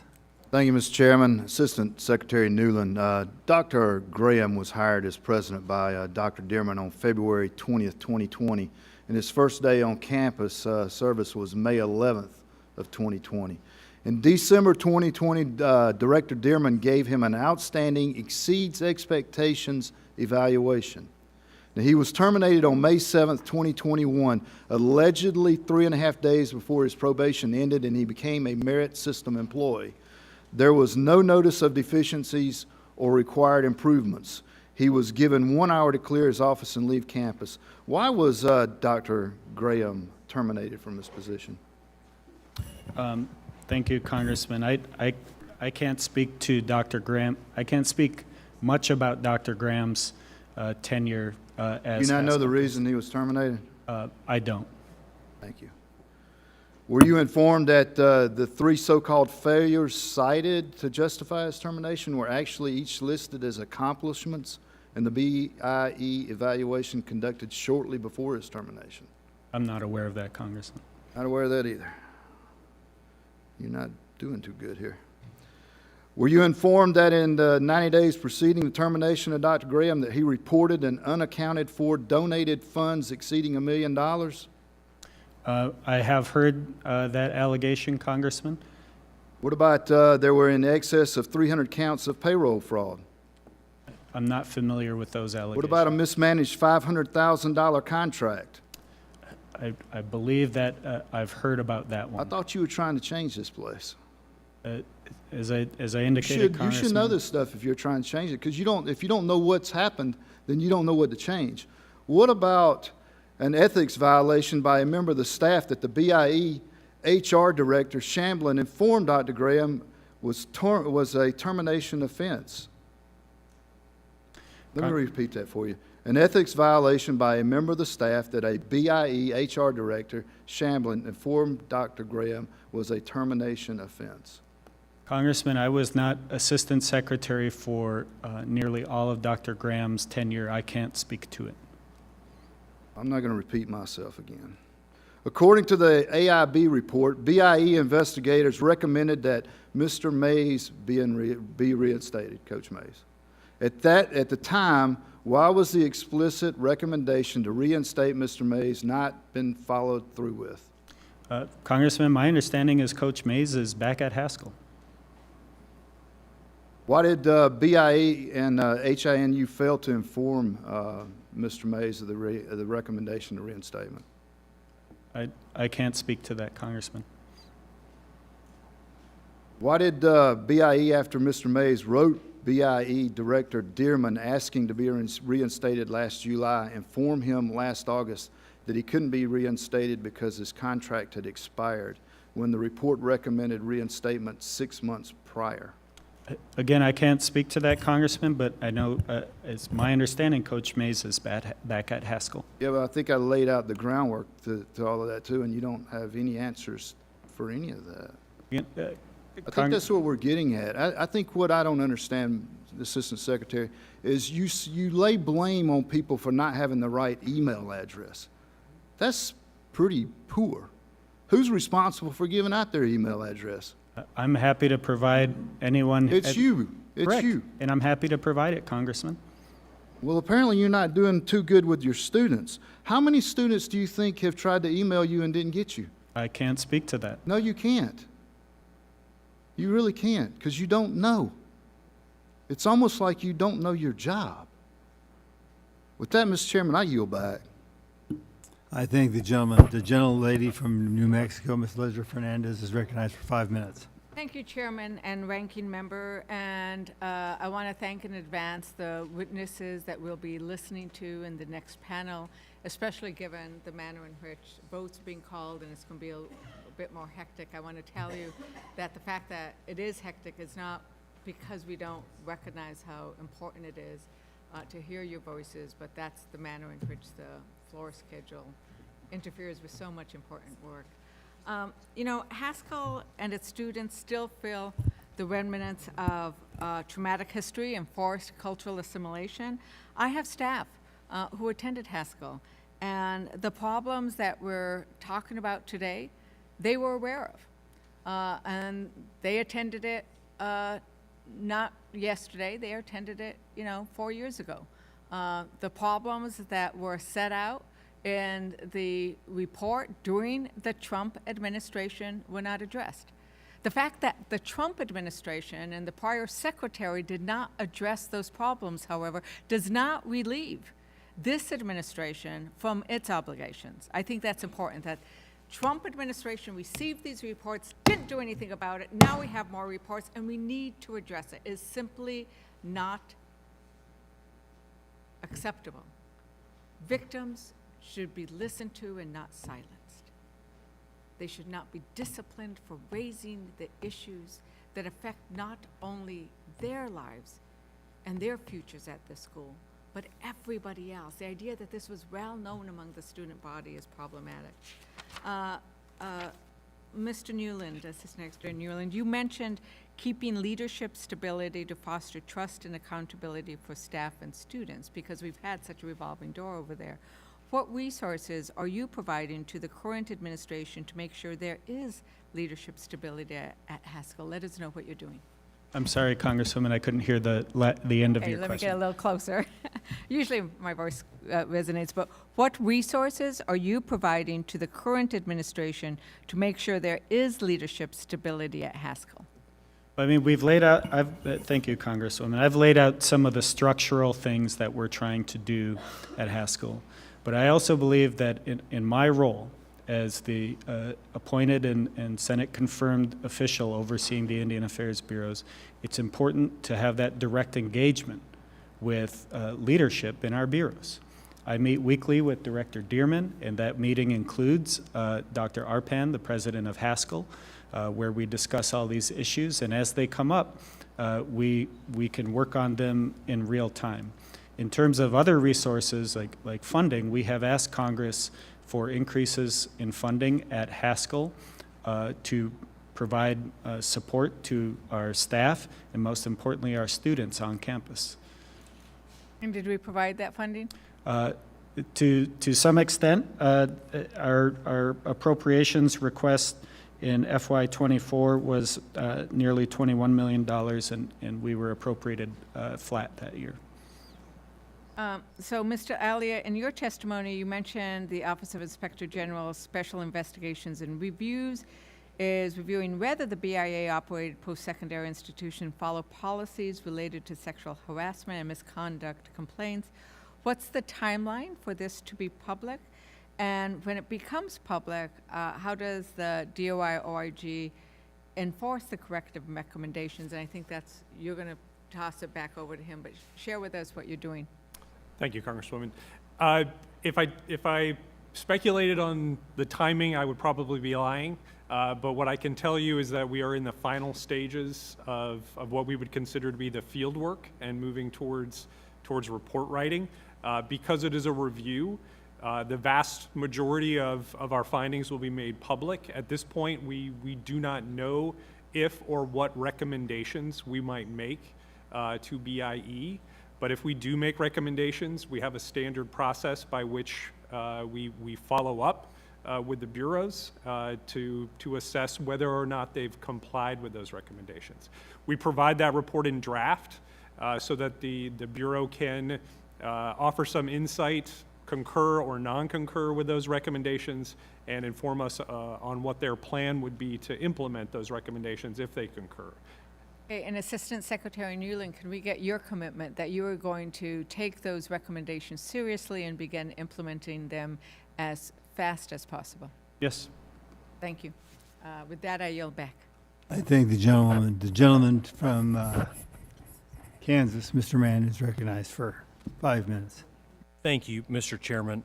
Thank you for holding this important hearing, and thank you all for being here today. I'm Congressman Mann. I represent the Big First District of Kansas, and while I do not serve on either of these committees, Haskell Indian Nation University is in my district. These concerns are serious, and it's important that we begin to get answers today. Haskell is the only tribal university in the world with an entirely indigenous population. It's a one-of-a-kind, historic, and invaluable institution, and it should be a crown jewel. However, and let me be clear, when it comes to Haskell, the U.S. Department of Interior and the Bureau of Indian Education has dropped the ball. Years of mismanagement, lack of oversight, and cycles of misconduct have all compounded and led us here today. June 14th, I sent a letter to Interior Secretary Holland and you, Assistant Secretary Newland, raising issues I'm seeing and requesting that you all commit to preserving Haskell and answering student and faculty concerns instead of sweeping them under the rug. That letter has gone unanswered, although there was a confirmed receipt of that letter. So my question for you, Mr. Assistant Secretary, do you understand that we all are very concerned? That's why we're here. Do you understand the level of concern that this committee has, I believe bipartisan, and what's going to change moving forward after today? Thank you, Congressman. Yes, I understand very clearly that both of these committees are concerned about Haskell and the students there. And when are you going to answer my letter? So we sent it on June 14th. We've got no response. It sounds like that's a trend that we're hearing of just these letters are being sent, no respond.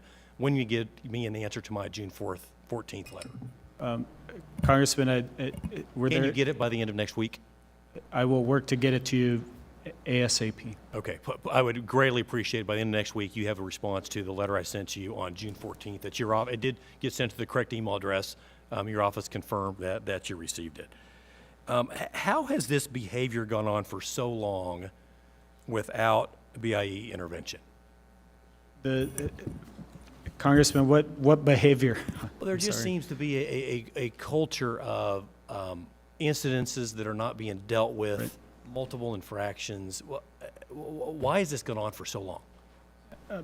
Thank you, Congressman. There have been a lot of challenges on setting clear leadership expectations at Haskell for many years. And as I laid out in my oral statement, because of the high turnover, I believe because of the high turnover in Haskell presidents and leadership over the years, that has allowed some of the problem with these factions or these cliques on campus to fester, which creates problems like has been outlined with Coach May's experience and the investigative report about that. I believe that creating stable leadership with a very clear vision is step one to getting our arms around that problem. That's something that I've been focused on. As I've indicated, I've been to campus several times as assistant secretary, a number of times before I took this job. And met with students, met with faculty and staff, met with board members. Creating that stability, I think, is the first step in quelling a lot of these factions that have really created a lot, not all, but a lot of these problems on campus. And that's something we're going to continue to try to do. I agree with you. I mean, leadership is a big part of it. Funding's part of it. Leadership's part of it. I've been on campus as well. I'll just tell you all, you're on campus for just a few minutes and you realize this institution is not all that it could be or should be. And frankly, I'm looking to you to help right the ship and provide the leadership that's been far too lacking at this institution for far too long. I think our students that go there deserve better. I think the country deserves better. And I think everyone on this committee, I don't want to speak for everyone else, but it appears to me here after this hearing, everyone here understands and agrees that we can and should be doing better. Thank you, Mr. Chairman. With that, I yield back. Thank the gentleman. The gentleman for Virginia, Mr. Bobby Scott, is recognized for his 5 minutes. Thank you, Mr. Chairman. Secretary Newland, you've been asked questions like you're the chief executive officer. Who's the chief executive officer of the college? Is it the president? Correct. Dr. Arpan, he's sitting here. Where's your office? Where is my office? It's here in Washington, Washington, D.C. D.C., okay. Who does the president report to? The director of the Bureau of Indian Education. Is there a board of regents or something? The Board of Regents, because Haskell is a federally run university, the Board of Regents is advisory. The president reports to who? The director of the Bureau of Indian Education. And who does he report to? Me. Okay, now, after the third or fourth president during this 6-year period, was any action taken to try to get some stability? Yes, we've, Dr. Arpan has been both the interim, now in the confirmed president of Haskell, I believe since November of 22. Yeah. And you believe that's, he's going to be there for a little while? That's my hope. You've had a lot of allegations of nepotism, sex abuse and whatnot. Regardless of the status of those investigations, can you tell us what changes have been made? Thank you, Congressman. Going back to some of these reports, there was disciplinary action taken against 10 employees and contractors flowing out of these allegations. But one of the other, and I know some folks involved are no longer employed at Haskell. And You've fired some people. Have changes been made so that we won't expect problems in the future? Congressman, I'm working really hard to make sure that these type of factions and these types of allegations and activities don't happen at Haskell.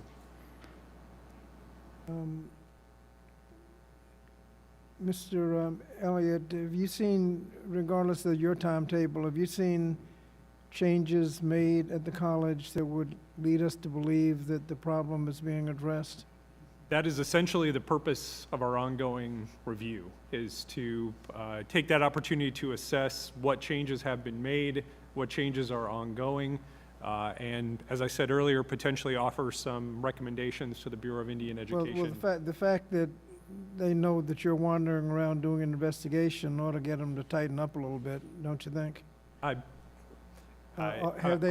they made changes based on the fact that there's an ongoing investigation so that anything you find will be in the past, not in the future? It would be too early for me to speak specifically to our findings, as it's still ongoing, but it is not uncommon for changes to be made while the Office of Inspector General has an ongoing investigation, evaluation, or audit. There is real-time back and forth. Have you seen a difference in attitude?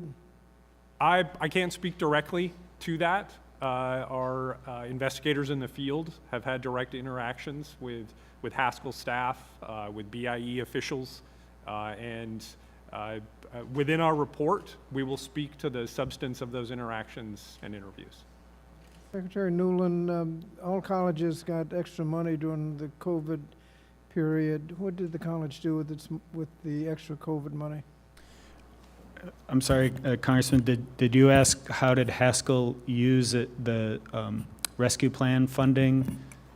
There were several bills, Yeah. but there's a lot of money to colleges.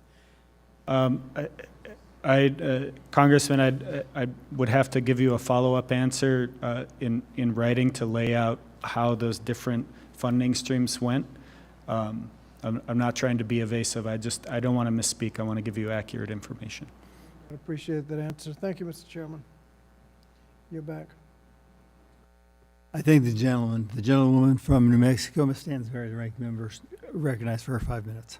Thank you, Mr. Chairman, and thank you to the Assistant Secretary and Inspector General for being here.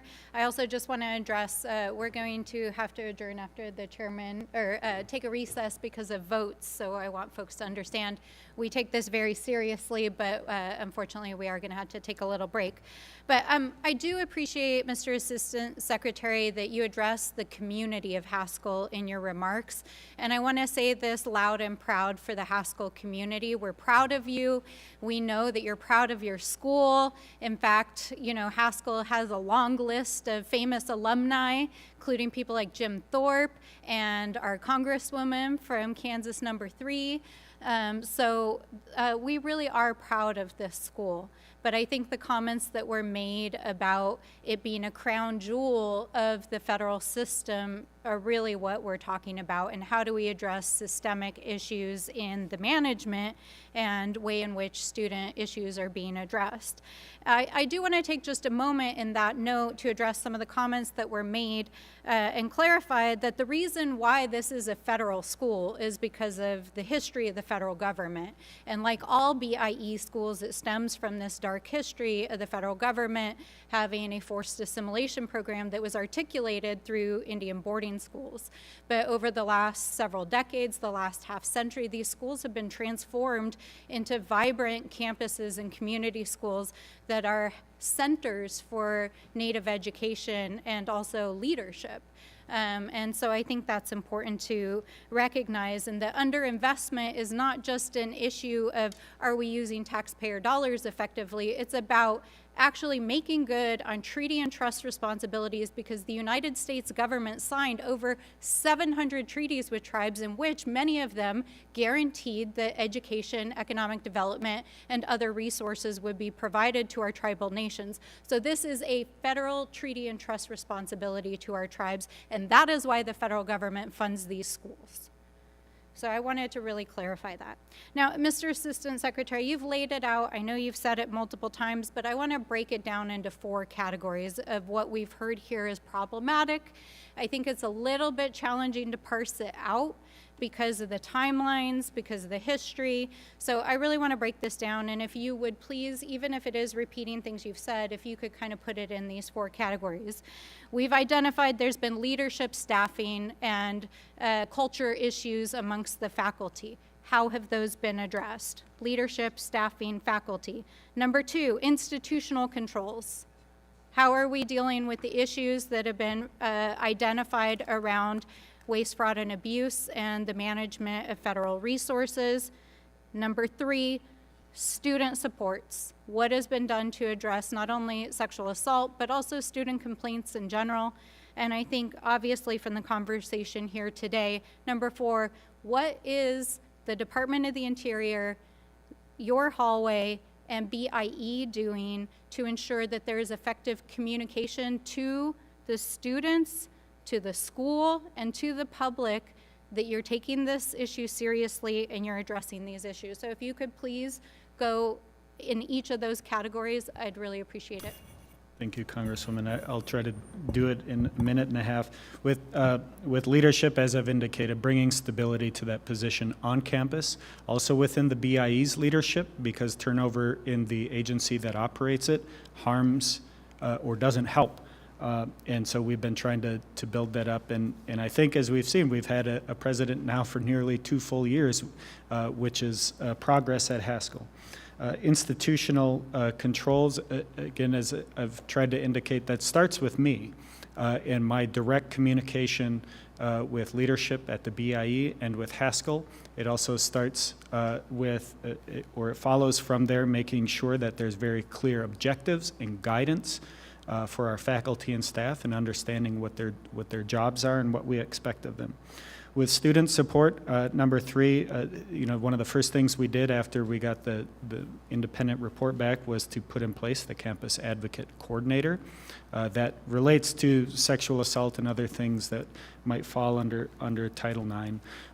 But again, also student support, I will say, out of frustration and out of candor, that includes making sure that our leadership at Haskell has leadership control of the university, and that these factions and cliques that have formed on campus are not dragging students into their disputes, which I think we've seen from some of these investigative reports.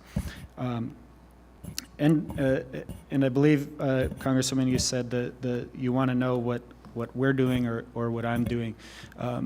As I've said, I've visited campus several times. I intend to visit again in the fall, to meet with student leadership, meet with faculty to discuss some of these things, because it can be easy to be a Haskell community member and be watching this right now and hearing this stuff. And I want to get onto campus and talk with folks, but more importantly, to hear directly from them. And I want to add that I've spent a lot of time at Haskell on campus in the stands, walking the cemetery. I've got a young relative, a young member of my family who starts in the fall. I've had interns in my office from Haskell.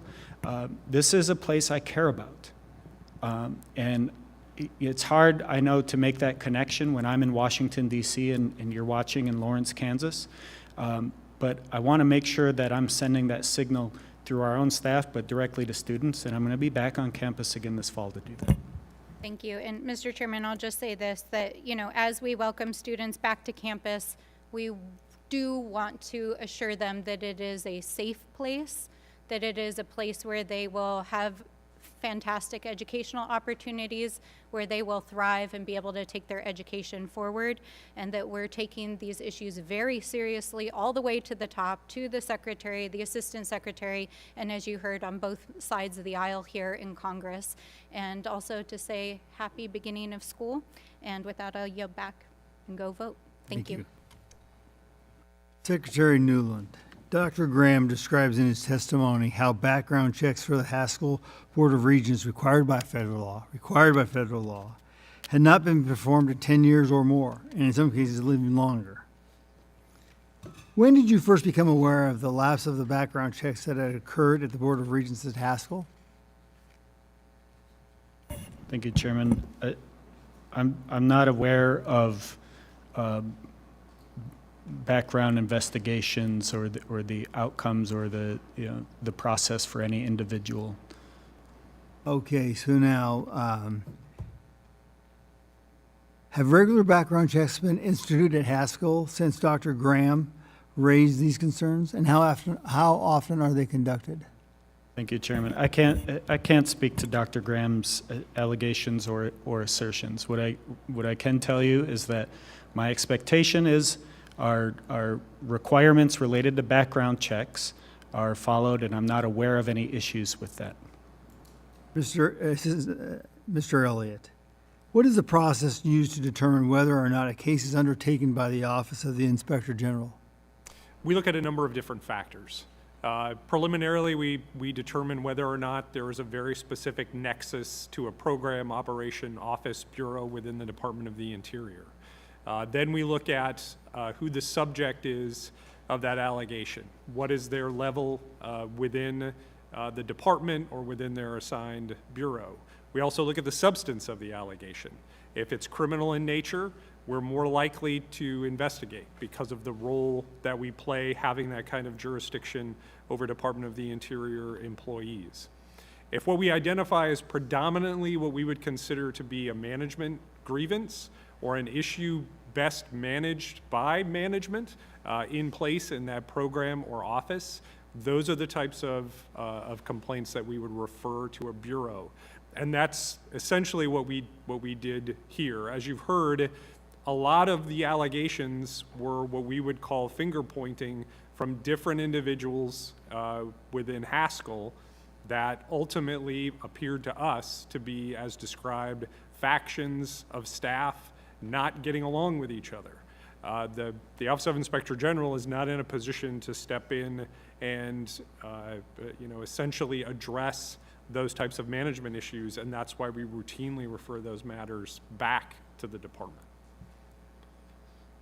So, where'd you go to school, Mr. Elliott? Where did I go to school? Yeah.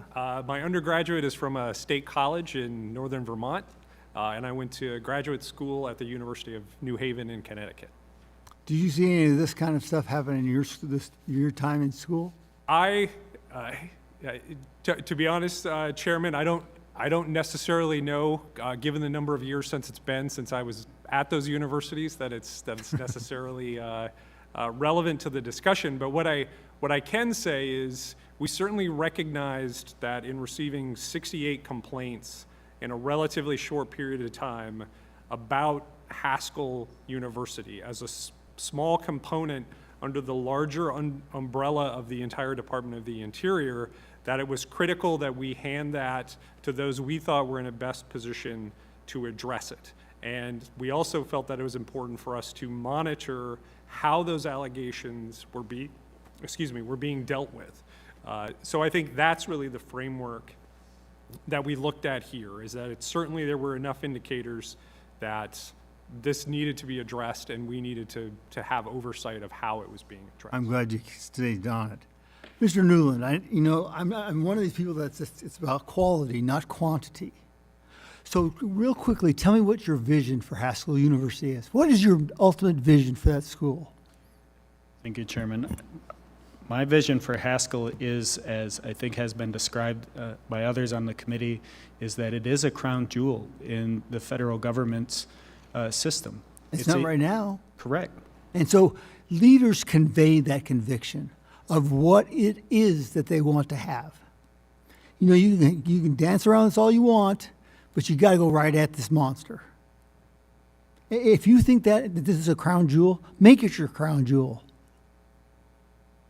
It's frustrating to hear this over and over and over again because it seems like it's a broken record. We heard it from 2007. Now it's back at 224. It's going across, party lines. Something's wrong here, and I find it shameful. But I think it starts with you. What is it that you see for the school? What is your vision? It's got to be one sentence. What is it? And then you make that. Everybody conform to that. And what I mean, you got to get these people ingrained that they feel the same passion that you do. It's going to take some weeding out, some people. Yep.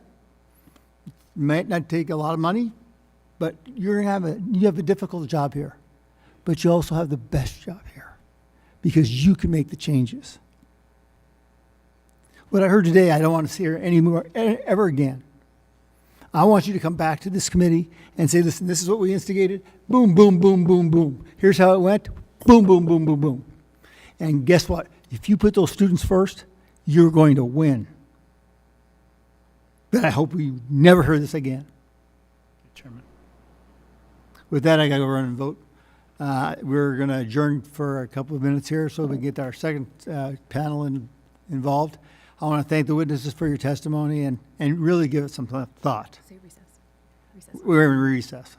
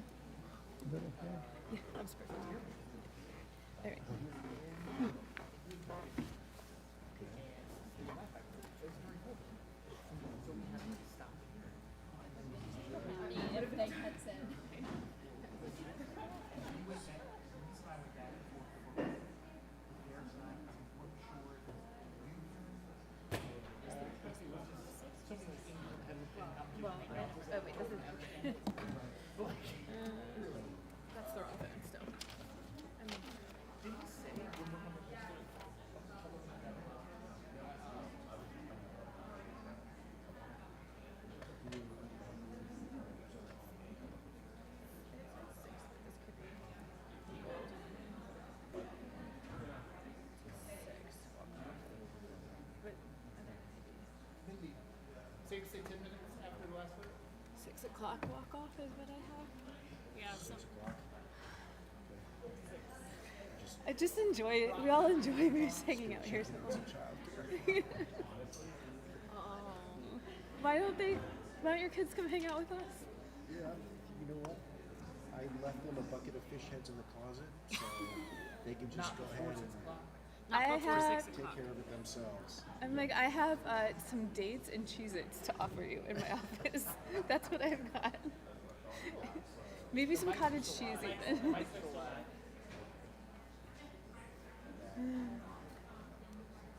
Mr. Gosar's mic is live.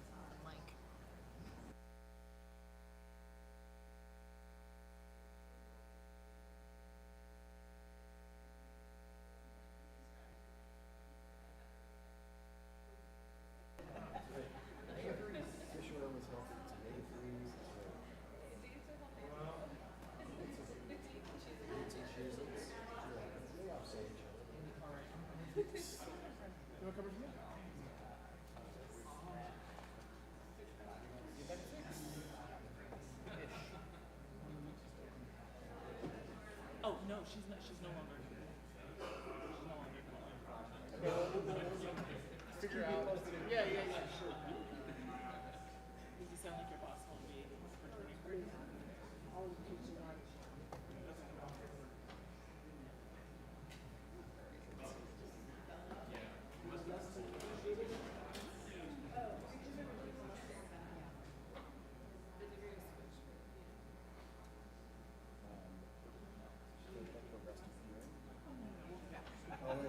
At the moment, do you need me? Okay.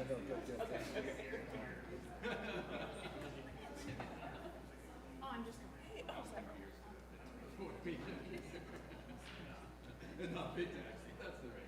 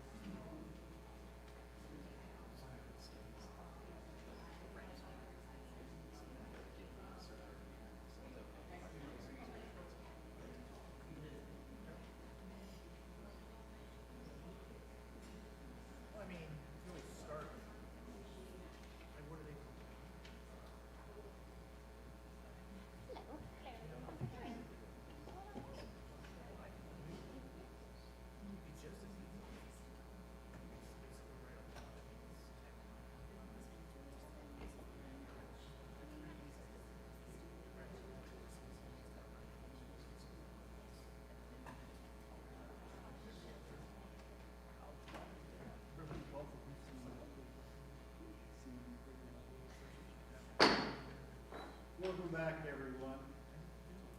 I will now introduce our witnesses for our second panel. First, we have Dr. Ronald Graham, former president, Haskell Indian Nations University, Lawrence, Kansas. Ms. Emily Martin, Chief Program Officer, National Women's Law Center, Washington, D.C.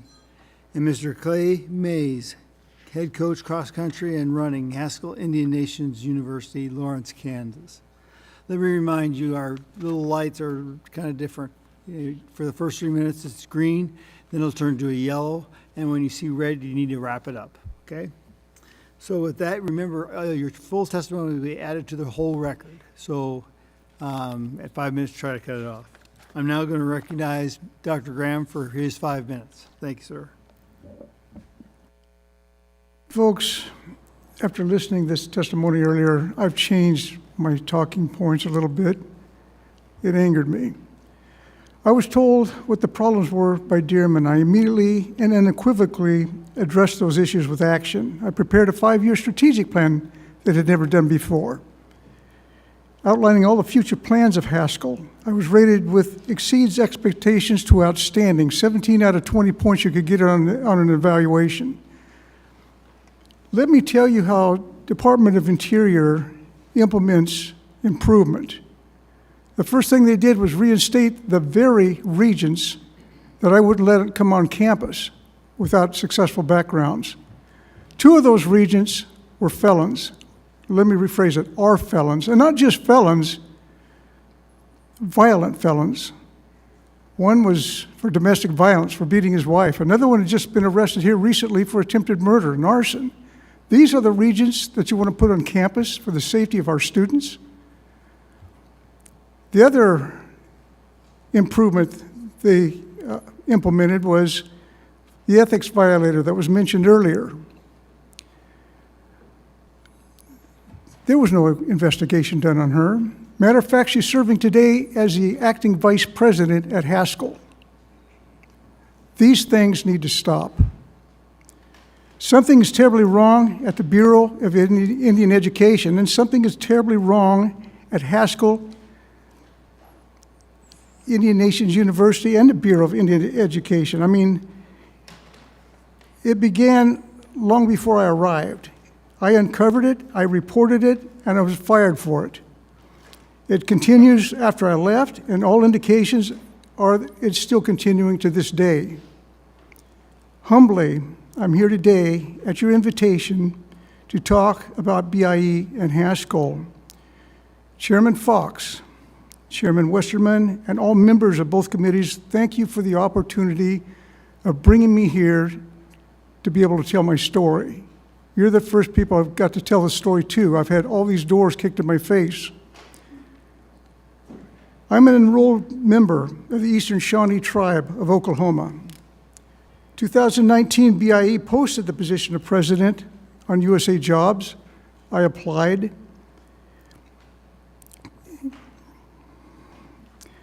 February 21st, 2020, I was offered the position, and same day, I was offered a position.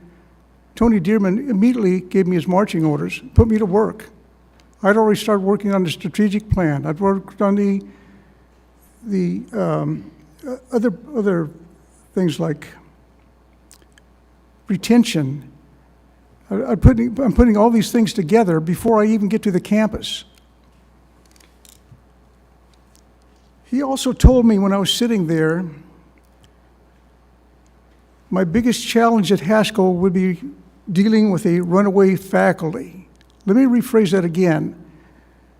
When I hit campus, I'd be dealing with a runaway faculty. And at that time, I didn't know what he meant. I didn't even slightly comprehend those words of what was going on. I just knew there was problems that I had to resolve when I got there. Listen, I was one of those GS-15s that was put down here today. My background has over two decades of education. I've got a law enforcement background, a counterterrorism background, a military background, and I've served in combat zones at the classified levels. That's what they hired. The first thing I did was I created the 5-year strategic plan. I did it with 40 faculty members. I had everyone working for me and with me on different committees, and we met weekly. The second was establish that chain of command. The third was the chronic issue of student retention. And I developed a plan, and I increased that student retention and student population with what I was doing with all the projects I was putting forward. May 11th is when I actually arrived on campus, and immediately upon arriving, I learned I had some serious problems. COVID was raging. I had the regents that I wanted to meet, and I contacted Shamblin to meet those regents because I know the importance of trustees. I've worked with boards of trustees and other universities and other colleges, so I know the importance to them, the guidance of a president, and what they do for accreditation. You must have them for accreditation. I talked to Shamblin, and I requested, when was the backgrounds done? And he blew me off. And basically, I pressed the issue until I got the answers I needed. And folks, okay.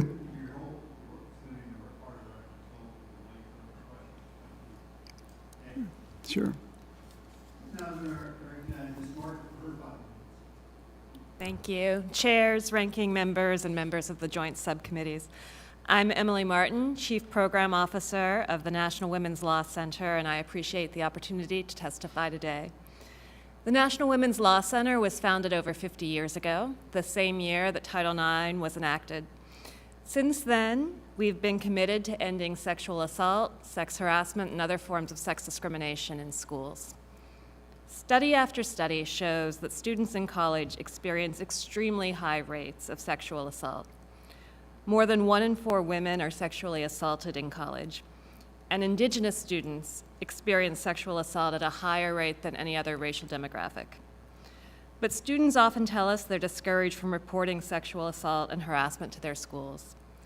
When they do report, they tell us they're met with delays, that the system is stacked against them, that the trauma they experience both from their assault and from going through the reporting and investigatory process stays with them. Some are pushed out of school entirely by the ordeal. As a federally operated educational program, Haskell Indian Nations University is legally required to protect its students from sex discrimination, including sexual assault. And Haskell's leaders, like all school leaders, should commit to preventing and remedying sexual assault, guided by Title IX's requirements and safeguards. And specifically, the new, recently finalized Title IX regulations promise to restore robust protections for student survivors. They provide a solid foundation for schools crafting strategies to end harassment and sexual violence. I don't have time today to talk about all the steps that schools should take, but I want to highlight a few. First, schools should focus on prevention, educating students about what sex harassment is and how no one ever asks for it, no matter what they wear or what they drink or how they act. Schools should also teach bystander intervention to disrupt harassment. To understand how prevalent sexual violence is on campus and whether students feel supported when they report harassment, schools should conduct campus climate surveys. These surveys help schools better understand what their students are experiencing and how their policies are working in practice. Schools also must ensure that employees are trained in how to appropriately respond to sexual assault, including understanding what it is, what the school's policies are for handling reports, and the biases that they may need to unlearn when responding. And when survivors report, they must be treated seriously. Students deserve a prompt and effective response, whether the assault took place on campus or off campus. They must never be re-traumatized by indifference, or worse, blamed by those from whom they seek help. Instead, schools should offer supportive measures that preserve and restore survivors' access to education, as Title IX requires. This could be as simple as letting a survivor change a class to avoid their assailant, or offering counseling, or giving a survivor an opportunity to improve grades that have fallen as a result of the assault. These supports should be offered regardless of whether a survivor wants to have their complaint formally investigated by schools or by the police. Schools should also offer students the option to participate in restorative practices, which have roots in Indigenous communities and traditions, and center the victim's needs to repair the harm caused by the wrongdoer. If a survivor opts for a formal disciplinary school investigation instead, the process should be fair, prompt, and equitable. Sexual violence complaints should never be held to a higher standard than other student misconduct complaints. The new Title IX regulations make clear schools must not make it more difficult to discipline a student for raping someone than for punching someone. And schools must provide strong protection against retaliation. Student survivors are often blamed or punished after coming forward. Only a small minority of victims report sexual violence. Retaliation against those who do ensures that others stay silent. These protections are important for all survivors, and particularly for Black, Brown, and Indigenous women, who are especially likely to experience suspicion, indifference, or blame when they report. And my last recommendation, which underlies all the rest, schools should listen to survivors and to the organizations that serve survivors, especially organizations that serve the communities their students come from. In the case of Haskell, that means Indigenous serving survivor advocacy organizations. It's time for schools to answer survivors' courageous calls for accountability and culture change. And I'll note in closing that lawmakers have an important role to play too. And on that front, it is deeply disappointing that the House majority recently voted to disapprove the new Title IX regulations that strengthen survivor protections and support. Survivors deserve much more, as do schools, which need the clarity provided by the regulations in order to take the critical steps that I've named. Thank you for the opportunity to be here today, and I look forward to your questions. Thank you very much, Ms. Martin. I now recognize Mr. Mays for his 5 minutes. Thank you for having me. I appreciate you guys being here. My name is Clay Mays. I'm from the Cherokee and Chickasaw tribe.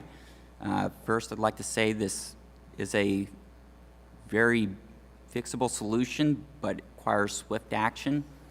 As someone that's been focused on Native American recruitment since 2014, I started at 2 private colleges, and I was pulled in the direction to coach at Haskell, mainly because of its affordability versus the private college cost. So when I got there, I was a little bit overjoyed to be there due to, I think it's $14.30 for the total cost, and being able to recruit, anyone that may not be able to afford a normal college education. However, as I started, I learned about the Gipp family and how they would create difficulties for my position by Gary Tanner, Aaron Hovey, Jerry Tuckwin. I'll share another name off session, another name outside of session, another name outside of session, another name outside of session, mainly because they work within the BIE, and I feel like retaliation could be possible. Initially, I had no idea nor could fathom to the degree the Gipps were willing to go to undermine my position and my family's livelihood. And this concerns Al Gipp, former track coach and former cross-country coach. Frida Gipp, Al Gipp's wife, works in the president's office and is an assistant coach. Previously to Al Gipp, Judith Gipp, 2 times removed athletic director, and used to be an assistant coach to her brother and Frida Gipp. Previously, Asia McCormick, also an aligned member of the Gipp family, hired by Judith Gipp, former sports information director, and Gerald Gipp, who was the Haskell president 1981 to 1989, who hired the initial members of the family. Previously, I was involved in 2 investigations, one conducted by USPS that was deemed as a waste of time and money and should not have been involved per Haskell's AIB report. The Postal Service investigation should not have been involved as the allegations were not supported by any solid evidence, and it appears that the only witnesses interviewed were those involved in the allegations, and it appeared that there was little to no effort to obtain various viewpoints. Another quote from the AIB report: bottom line is the Postal Service level investigation was uncalled for and a waste of time and money, especially knowing they were limited in their capacity to interview key witnesses. Another quote from the AIB report, page 15. In fact, the board finds that there were many other HNU employees, contractors, involved may have fabricated many of the issues reported on Mays. The board believes the no contact order for Mays became a useful tool to accomplish an underlying intent to get Mays out of HNU coaching if he could not be on campus or around students. He could not do his job. The board could not find any justifiable reason to place Mays on a no contact order and must reiterate that there's absolutely no evidence he was a safety threat to any student or staff member. And as I saw different issues from theft or sexual assault victims reporting to me, I elevated that to my supervisor. I made 25 reports via email with a timestamp. All the emails are saved. I got 0 responses. I made 16 reports to the BIE HR specialist. Out of 16 with all timestamps and emails, I got 0 responses, not an acknowledgement. Out of 6 reports asking for meetings on 3 occasions with the previous former president, Tamara Pfeiffer, I got 0 responses. After raising this with my contract officer, who was responsible to ensure that I'd be able to do my job, I reported to him 14 times. All 14 times, I got no responses.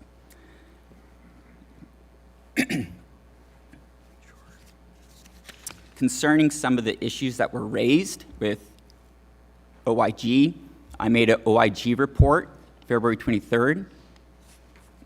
February 24th, I received a stop work order from BIE. April 13th, I made my second OIG report. 5 days later, I received a termination from BIE.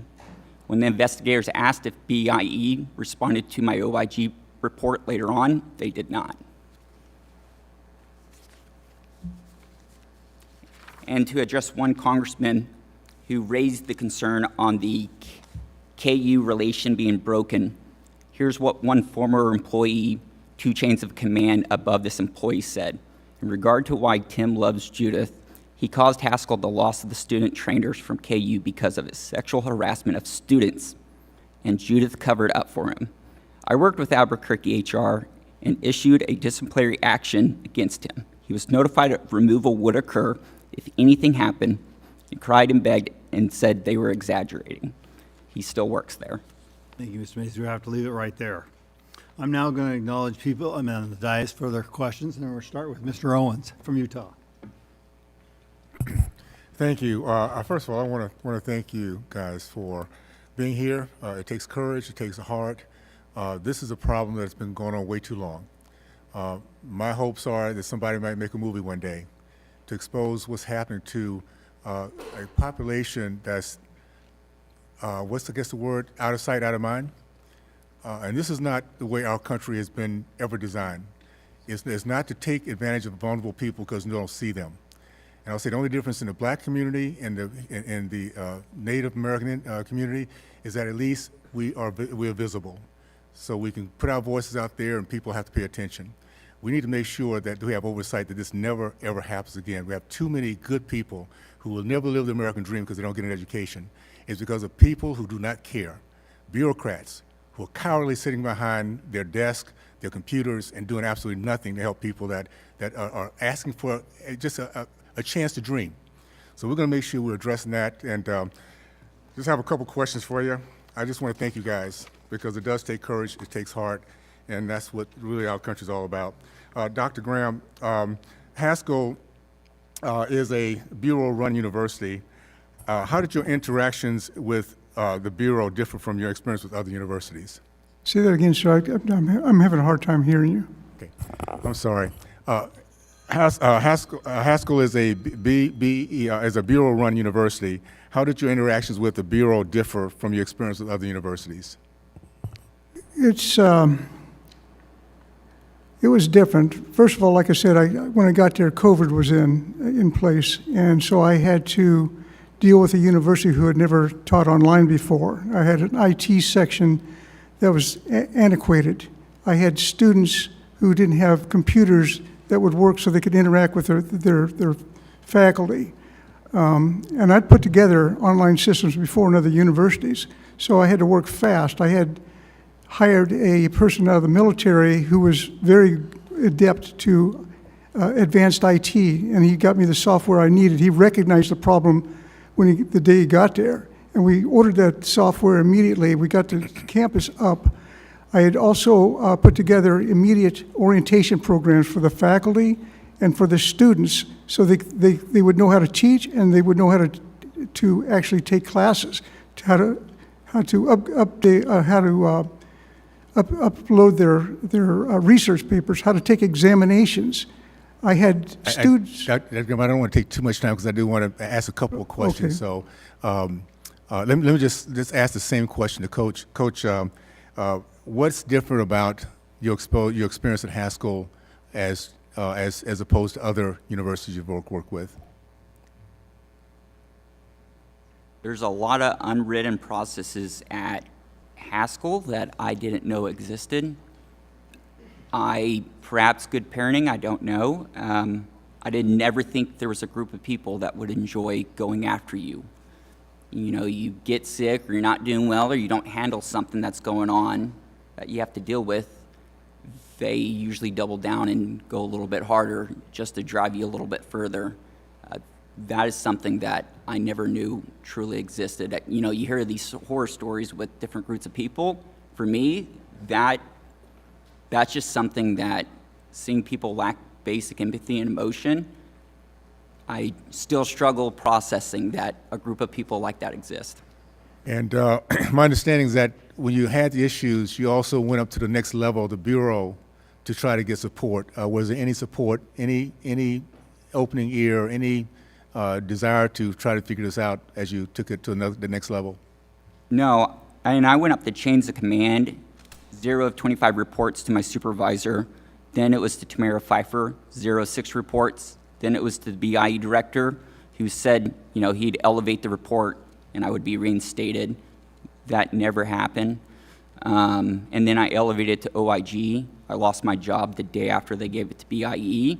And then when I reported whistleblower a little over a month later, then they officially terminated me. Even though they shut off my contract already, they needed to send me a termination notice since I reported to OIG again.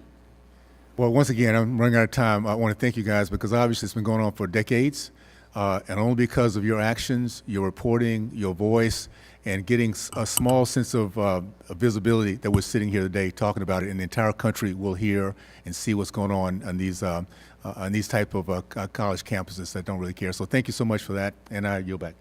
Thank the gentleman from Utah. The gentleman from Virginia, Mr. Scott, is recognized for at least 5 minutes. Thank you, Mr. Chairman. Dr. Graham, comments were made earlier about the salary that presidents are paid and the ability to attract presidents at that salary. Do you remember what you were paid?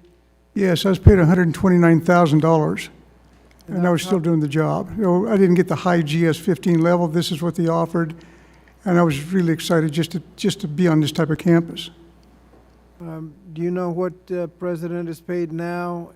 Yes, most presidents are paid between, well, it depends on what university and what level you're working at. What the president at Haskell is paid now? At an SES level, it's probably be over $200,000. And do you know what a recommended salary should be? What other presidents are paid? Other presidents from a government or from a regular university? Regular university. A regular university, there's presidents paid between $500,000 to over $1 million a year. Is that for a relatively small college? I'm not aware of what these smaller colleges get. You got 1,000 students. If you got 20,000 students, you would expect to have to pay more. Absolutely. For a college with 1,000 students, do you know what the salary range would be expected? Probably what I was getting would be what I would determine. Okay. Because, yep. Ms. Martin, there have been a lot of complaints at Haskell, and they're being investigated. Would you be in a position to know whether things have changed at Haskell since all these investigations started? To my understanding, nothing's changed. They've got the same role players, the same people that are causing the problems are still there. They've still, I told you about what they've implemented in there. They've got the same Board of Regents. I don't think anything's changed, Okay, sir. thank you. Thank you. Ms. Martin, do you want to comment? I don't have any independent knowledge of what's happening at Haskell. I've read the redacted report, or at least the sections relevant to sexual harassment and some of the press coverage. So I can't speak to what has happened at Haskell since the events set out in that report. I can talk about the ways in which these problems often show up in schools and the reforms that make a difference, centering the needs of students and really paying attention if to... you're not aware, you're not on campus, so that'd be difficult, but what can colleges do to prevent sexual harassment and sexual assault? Well, one of the things that colleges can do is leaders at the top can set a tone.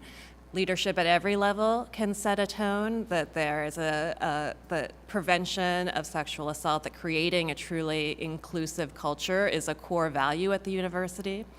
In addition, there is training that can and should be done both of staff and of students so that people understand what responses are available, what sexual harassment is, and help to unlearn some of the biases that often infect staff responses when students report sexual harassment and assault. And when schools get reports of sexual assault, part of their response is also prevention. So taking steps to ensure that somebody who has sexually assaulted someone isn't in a position to do it again. All of that is part of prevention work. Thank you.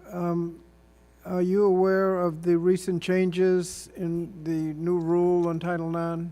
I am. Can you comment on whether it is a good change and the effect of the legislation to overturn it? Yes, very briefly, the changes to the Title IX rule really strengthen protections for survivors of sexual assault and sexual harassment on campuses and ensure that schools respond promptly and effectively to reports of sex harassment and sexual assault. The resolution to disapprove that rule, if it were passed by Congress and signed by the President, would not only overturn that rule, it would prevent the Department of Education from doing any substantially similar rulemaking in the future, which would be a huge step backward for preventing sexual harassment on campuses. Thank you, Mr. Chairman. The gentleman from Wisconsin, Mr. Grothman, is now recognized for his 5 minutes. It's here, huh? Quite a mess. A little closer. Hear me now? I think that should be on. Yeah. Better. Mr. Graham, about how many kids graduate from this school every year? I don't recall the number that graduated. There was different numbers every year. When I got there, there was a problem when I first got there, but I don't recall the exact number now. And you guys are there, 100, 150, 25? It's a good question that I'd like to know the answer to as well. I wish I knew what the enrollment percentages and numbers. I think the more transparency, the better on that. Nobody knows. What are the big majors there? Does anybody know that? Health exercise, I know that one. There's 3 or 4 of them. I know they were working on adding a program, but there's very few majors, and I think that's probably one of the hurdles is more programs need to be added. Exercise. Can you recount, Mr. Mays, some specific thing that you observed or was reported to you and how it was handled by the administration or by the Bureau of Indian Education? Yes, I witnessed theft after an employee mentioned it by message on October 5th, 2021. Say again, speak up. On October 5th, 2021, I witnessed theft. An employer first mentioned it by message, and I was on campus and I also saw it. And a few different employers said, oh, they've been doing that for years, which I learned, and I elevated the report. And then who I was elevating it to. Theft, you said? who I was elevating the reports to ended up going to the employees they were circling back to who I was reporting. So I was getting direct retaliation when I was making these reports. What were you reporting? Theft of federal property. There was a little over 20 boxes being loaded onto an employee's vehicle and driven off campus. Okay, and who was doing the stealing? Judith Gipp and Al Gipp. Pardon? Judith Gipp, Al Gipp, 2 Haskell employees. Okay. Who did they steal it from? Thorpe Center, athletic apparel, gear, and equipment. And did the Bureau of Indian Education care at all in any fashion? Like on all my other reports, they didn't respond. What's your opinion with what's wrong with the Bureau of Indian Education? I mean, are they just a bunch of employees who have a government job, feel they can't get fired, so they're just going to hang around forever? Or are they... I always hear this, so this is wisdom from others that I've been around, is admitting any wrongdoing is not okay. So there seems to be an underlying message, as I learn, with well over 50 reports, not an acknowledgement, not a nod in the hallway that they got it, nothing. There seems to be a code of don't respond to any reports. You know, as I said, I just got my contract halted a day after BIE got my OIG report. 3 employees that same day, I told you not to respond to OIG. If that is the normal response coming from employees, I'd say that's a problem when you're reporting. So you think we have a culture of a bunch of people in an agency that's relatively obscure, and because they aren't going to get fired, they can just figure they can sleep through the day, day after day, month after month? They're still there. They haven't been removed. All I've seen is some new titles, a few transfers, and 1 employee retired 2 years before pension and still got to keep her pension. Can you give me an example of the sexual assaults that were reported to you? Define example. That's what I'm asking you. One was from an employee and a parent. Another was from the women themselves. One of the cases, the young lady came to me shaking. I wasn't the first person, and I elevated it to law enforcement. In the Haskell investigative report, they asked several employees, did they elevate it to law enforcement? They all say no. The 1 employee that did was me, which I was required by law to do that, but I didn't realize no one else did. And with that perpetrator, BIE says, oh, it happened off campus with one of the women they were talking about. That young lady was drugged and taken off campus. It happened on HNU campus. So it's just it sounds like both the Bureau of Indian Education and the administration of this campus kind of view their jobs as just hang out, collect a paycheck, and do nothing. Yeah, don't ruin the gig by reporting it. Not to mention take work to report it. Glenn, thanks, Glenn. Hey, the gentlewoman from Wyoming is now recognized for her 5 minutes. Ms. Hageman. Thank you, and I want to thank all of you for being here today. I would have liked to have spent more time in here hearing your testimony as well as that of the first panel, but I've had other hearings that I have needed to attend. So thank you for being willing to come and talk to us about these important issues. Tiara Standing Soldier Thomas, a Haskell student athlete who unfortunately could not be with us today, provided testimony for the committee, and I want to quote from what she said. I experienced many family, educational, and personal struggles during my time at Haskell, for which I received no support. In many cases, Haskell administrators exacerbated or created challenges. At a Champions of Character event regarding suicide in February of 2022, as well as during classes, I revealed my suicide attempts and had no wellness check done on me. I was making a cry for help and I needed someone to conduct a wellness check on me. My cry was not heard. She goes on to explain that she was drugged, raped, and held against her will for 15 hours off campus. She took initiative and approached the university but received no support from Haskell administration. Instead of being assisted, she was kicked out of Haskell twice due to a low GPA, and she was denied her Pell Grant. To say that this is unacceptable is an understatement. I commend Ms. Thomas for speaking out for changes so that young women can feel safe on campus and depend on our faculty when reporting sexual assault.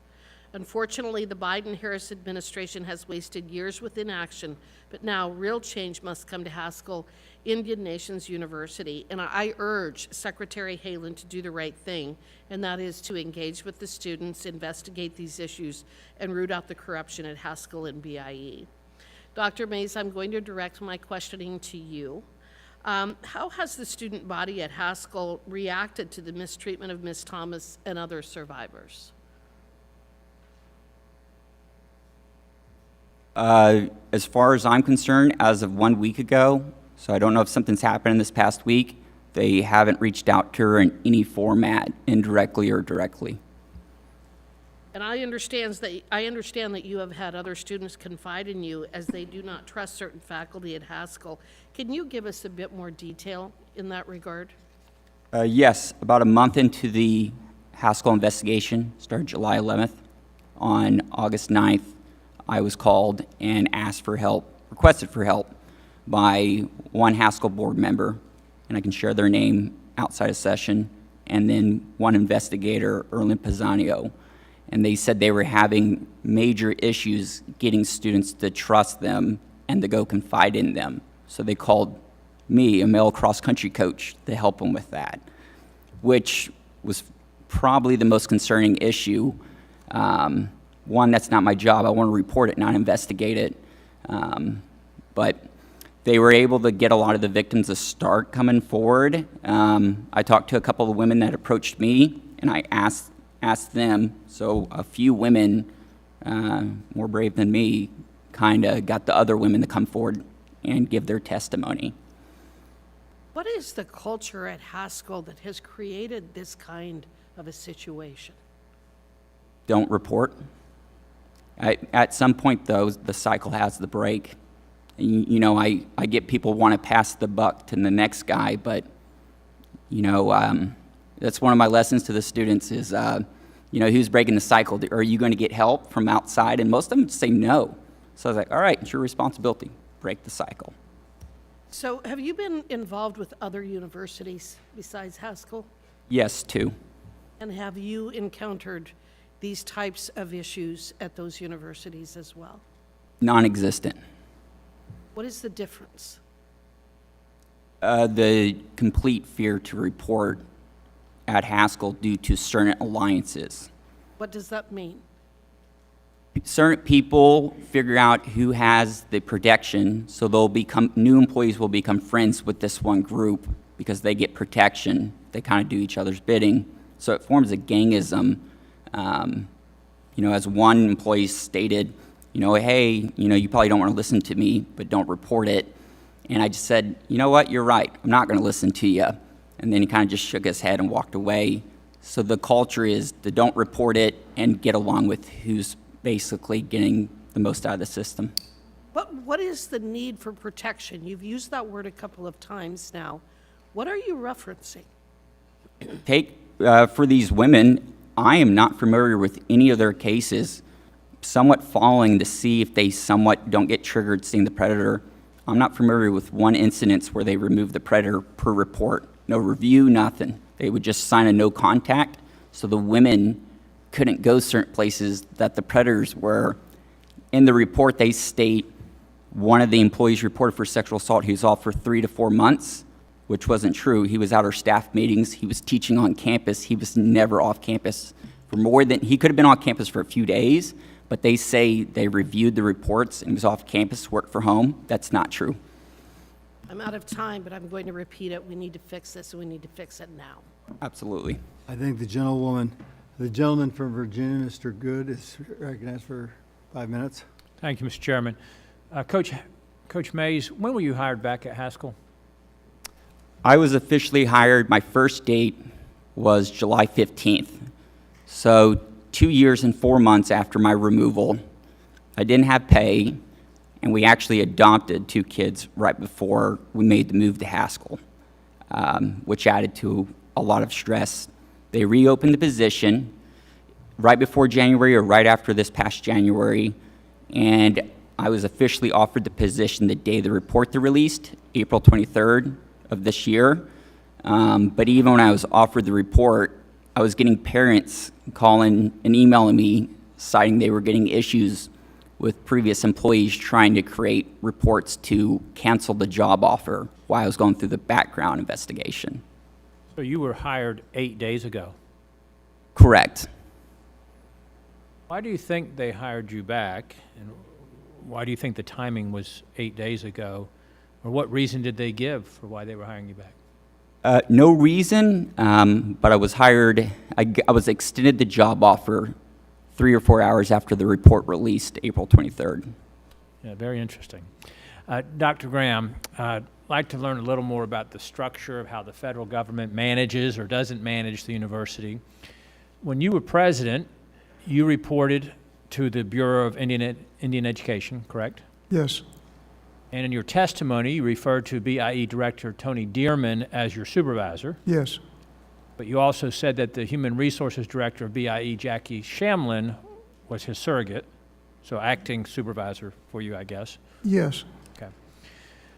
When you were hired, or sorry, as you said in your testimony, when you were hired, these two BIE employees, Dearman and Shamlin, warned you about, quote, chronic problems at Haskell. Correct. What did they say were some of those problems at that time?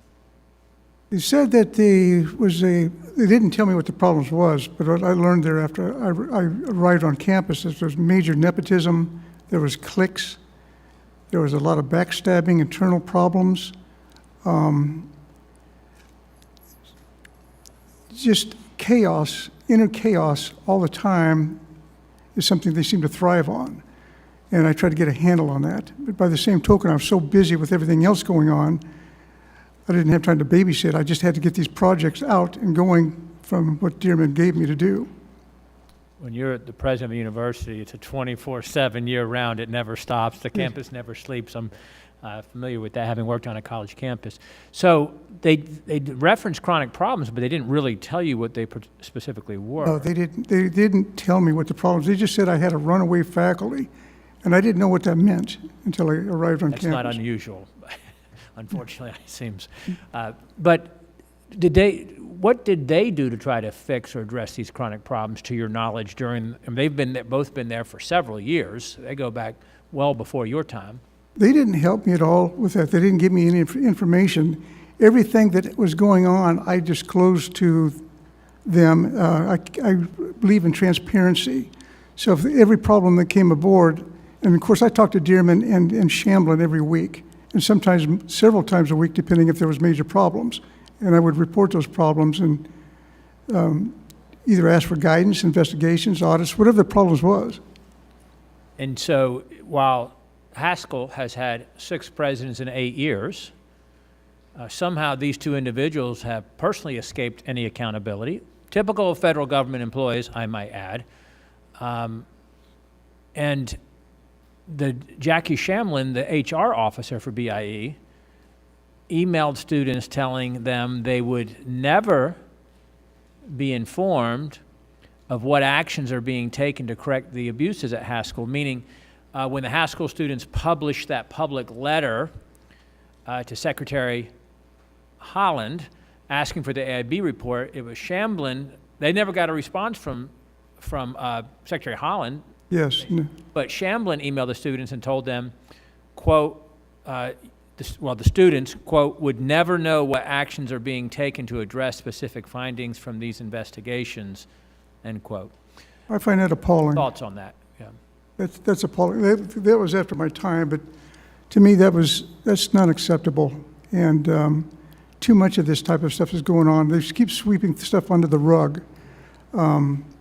Students need to understand what's going on. I had an open door policy, even though I really didn't have any students on campus during COVID.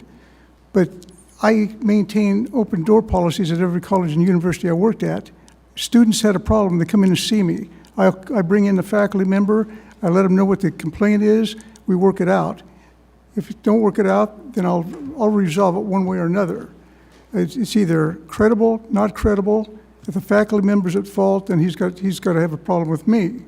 But But what happened here where you say, I can't, this information is not going out to these students is not acceptable and under any standard. Students who are paying to attend the university. Thank Absolutely. you very much. I think the gentleman from Virginia, the gentleman from Georgia, Mr. Collins is recognized for 5 minutes. Thank you, Mr. Chairman. Dr. Graham, could you please describe the concerns that you had with the Board of Regents after arriving on campus? I contacted Shamblin within a couple of weeks after my arrival and basically asked about the Board of Regents because I was interested in meeting them. It's very important to set up that relationship because I'm used to that with trustees. And there's a lot of pushback in my questions, and I finally got to the point, well, when was the last time they had their background investigations? Because everybody, trustees, regents, no matter what you are, has to go through a background investigation by law.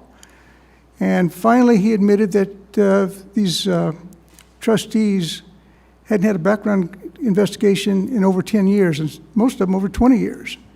And at that point, I told Shamblin and Dearman that these regents will not be allowed on my campus for any reason until they successfully complete a background investigation. And Well, in your opinion, why the background checks been ignored? I'm sorry? Why have the background checks been ignored for years? I honestly don't know. In 2018 report that I wasn't privy to because Dearman nor Shamblin told me about these reports, and or the 4 reports before that, and backgrounds was mentioned in every one of those reports as being a red flag. I jumped on that immediately, and I started the backgrounds, and they were willing to back what I was doing because it made them look good, I guess. I don't know, but backgrounds are extremely important, and why they were ignored, I can't answer that question. Anyone on the board in jail? Is anyone of the Board of Regents in jail right now? Yes, one of the Board of Regents was just recently arrested for attempted murder, arson, and a myriad of other felonies. The other regent, who was the president, is still working as a regent, and he himself is a felon for domestic violence and other felonies. So how did BIE, how'd they react when you expressed your concerns about the Board of Regents? There was a standoffish at first, and I pushed the issue that I'm not letting these regents on my campus. And this has got to get done. This is law, and this is the way I work. This is a standard we got to keep. Well, speaking of the standards and everything, I want you to try to elaborate a little bit more on your tenure. Like, why were you hired? What were your accomplishments? And just what did you set out to do there? I wanted to make Haskell the flagship university. So my standard, and I was waiting to get the right vice president. The vice president, for example, that I hired had 20 years with the Interior as a administrative judge. She had also served as Haskell as an adjunct law professor.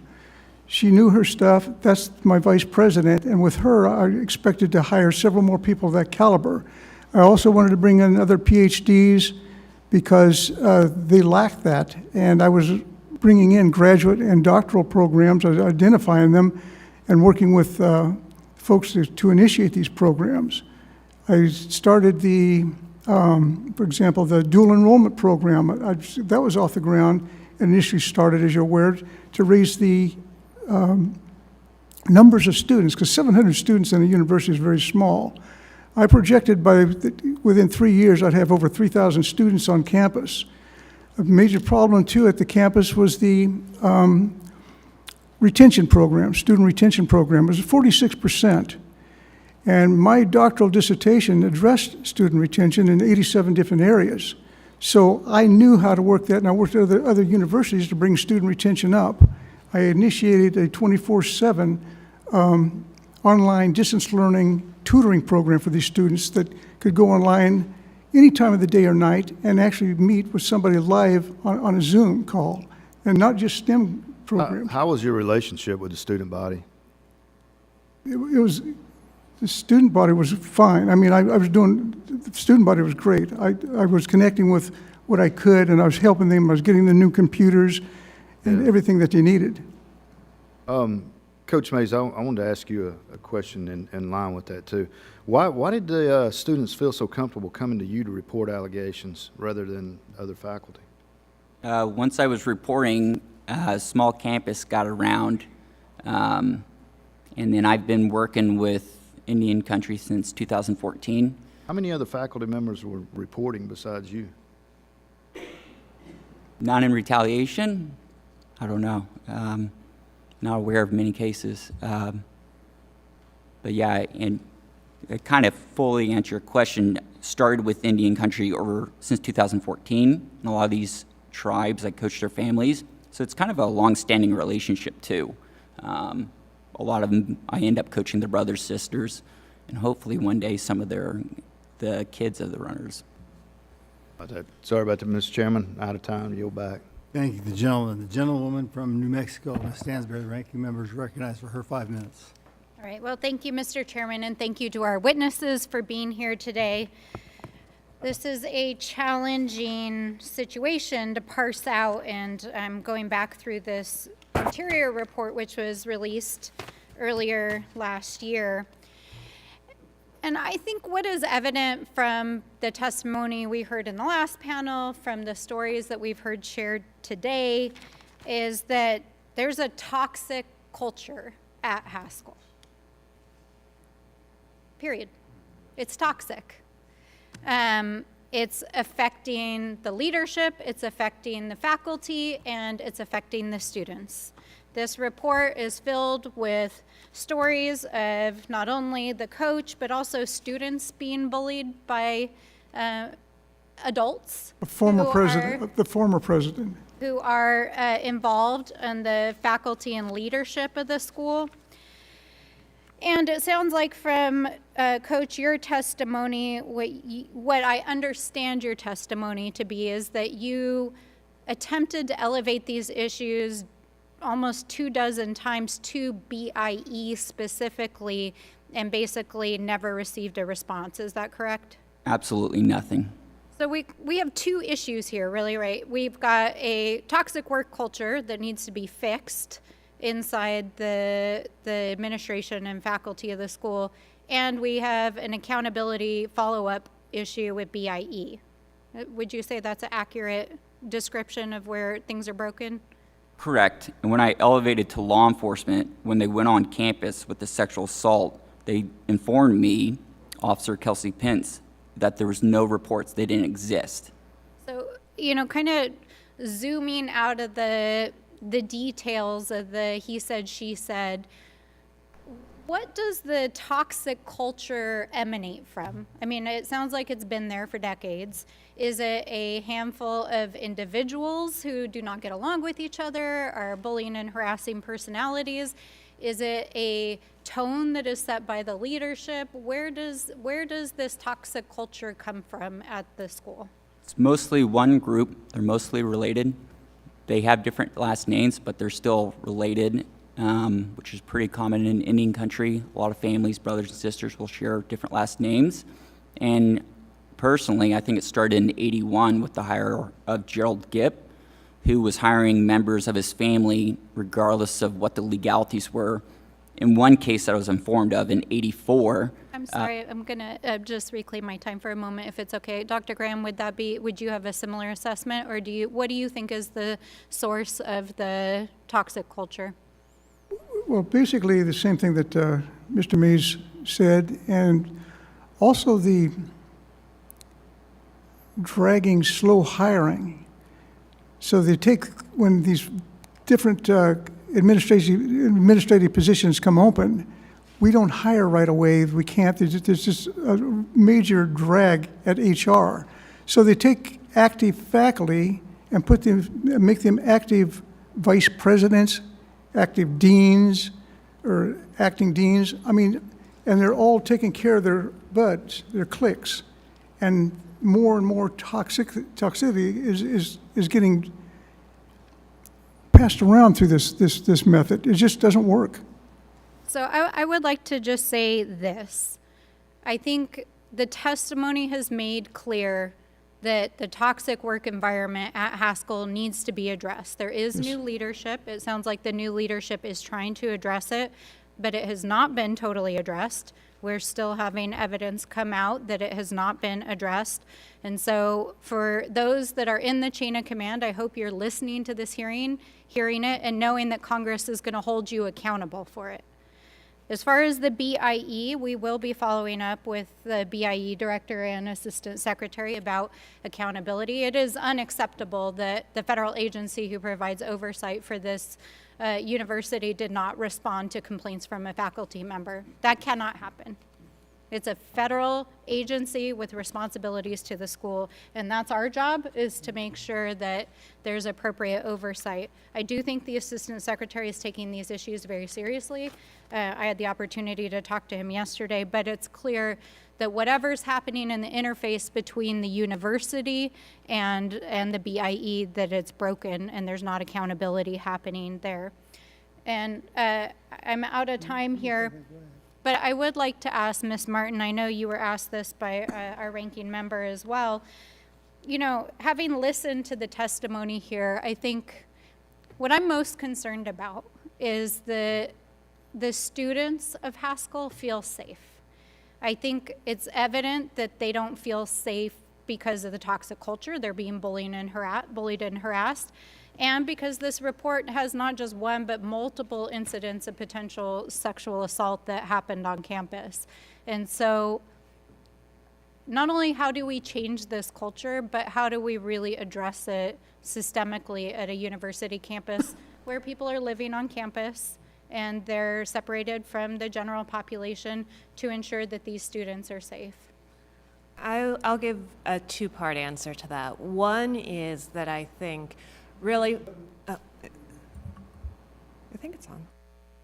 A two-part answer to that. One part is that it is about really focusing on what Title IX and the executive order require, which is paying attention to what is necessary to enable a student to truly participate in education, and making sure that a response to sexual harassment and sexual assault on campus is focused on what does the survivor need in order to be whole and healthy and fully able to be part of the educational experience. That is one part of the answer. That I think is the focus that should drive reform of policies and practices on campus. The other part of the answer I'll name is that when you are looking at a school with a toxic culture, it is a reminder of the importance of enforcement of students' civil rights by outside agencies like the Department of Education, as a last resort by students themselves through lawsuits. It's a reminder of the importance of Title IX and the Title IX regulations as a foundation and as a fail-safe for providing the basic protections that all students should be able to depend on. Thank you, Ms. Martin. And I'll just say this in conclusion, and I appreciate the extra time to ask the question. You know, we heard from the Assistant Secretary that they put more student support services in place since the release of this report. But I think even the story of the coach makes clear that there are students on campus that don't feel like they have anywhere to go to report what has happened to them in a safe space. And so the school needs to address that as well, and to do so in a more systematic way. So we appreciate it, and thank you all. Thank you, Mr. Chairman. You're really welcome. So I'm going to follow up where she just left off, Ms. Martin. You're looking at this from the outside. So if you were the person whose model this university was going to be, how would you start with this toxic environment? Would you start with the Board of Trustees? Would you get rid of them all? Get new people? Where would you start? Well, I would start by trying to identify the leaders who I hope some of them are there, even if it is not all of them, who really are committed to creating an inclusive, safe campus where students are able to feel supported. And working with the leaders who really have that vision for what the school should be. because I think leaders who are able to speak to that vision can bring others along. And while, again, I am not an expert at Haskell's culture, and it is complicated for sure, it also seems as though there are people there who care about the students very much. And I think that is the critical starting point. So, Mr. Mays, I went to school at Creighton University in Omaha. Do you have any relationships with Creighton? No, I don't believe so.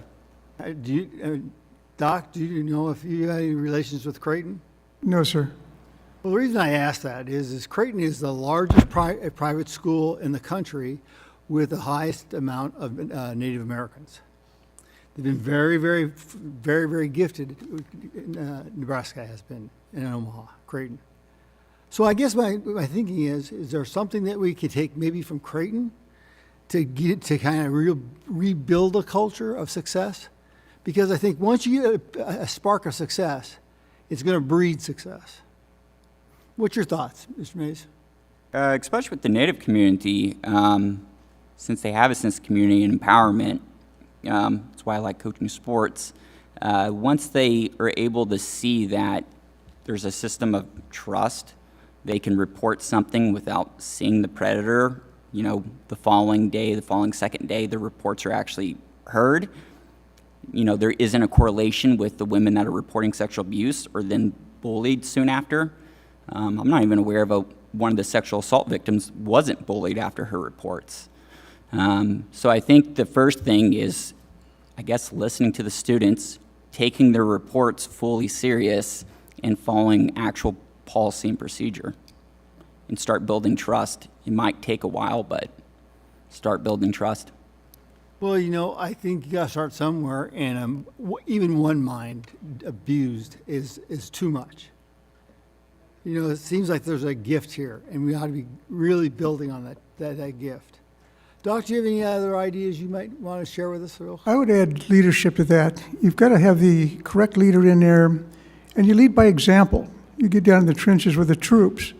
You have to have credibility. You have to have integrity. That, to me, is first and foremost. And without that, you're going to fall into that toxic pattern if you come in there without any of those credibility or any of those abilities. And that is something that is learned. That is something that is something that is expounded on, and something that is mentored onto your subordinates. So you're a leader, but I train my people to take my place, and they've got to do it with leadership. They've got to have that skill set.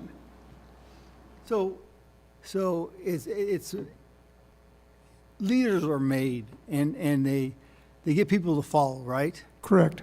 And so, that's what I was telling the assistant secretary, was that I'm not interested in quantity. I'm interested in quantity, or quality.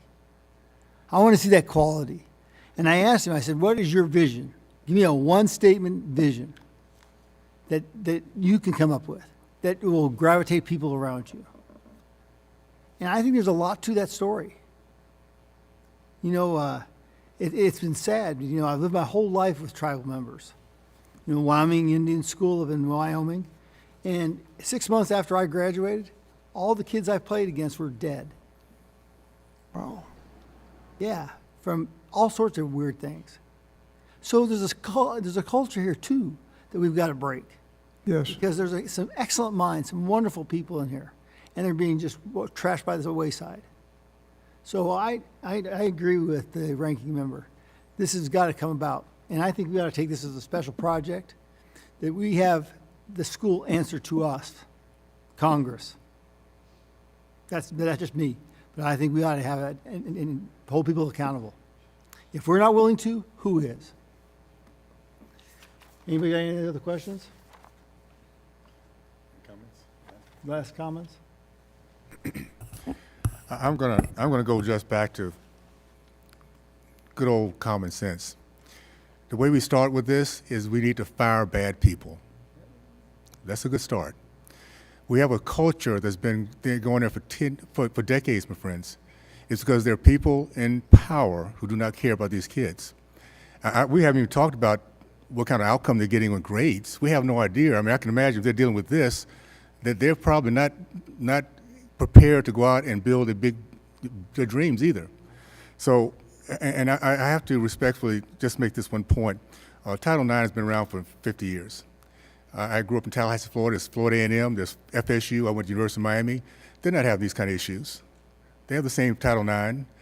This is a problem with people who do not have expectations for those kids, and they take advantage of them because they are entitled.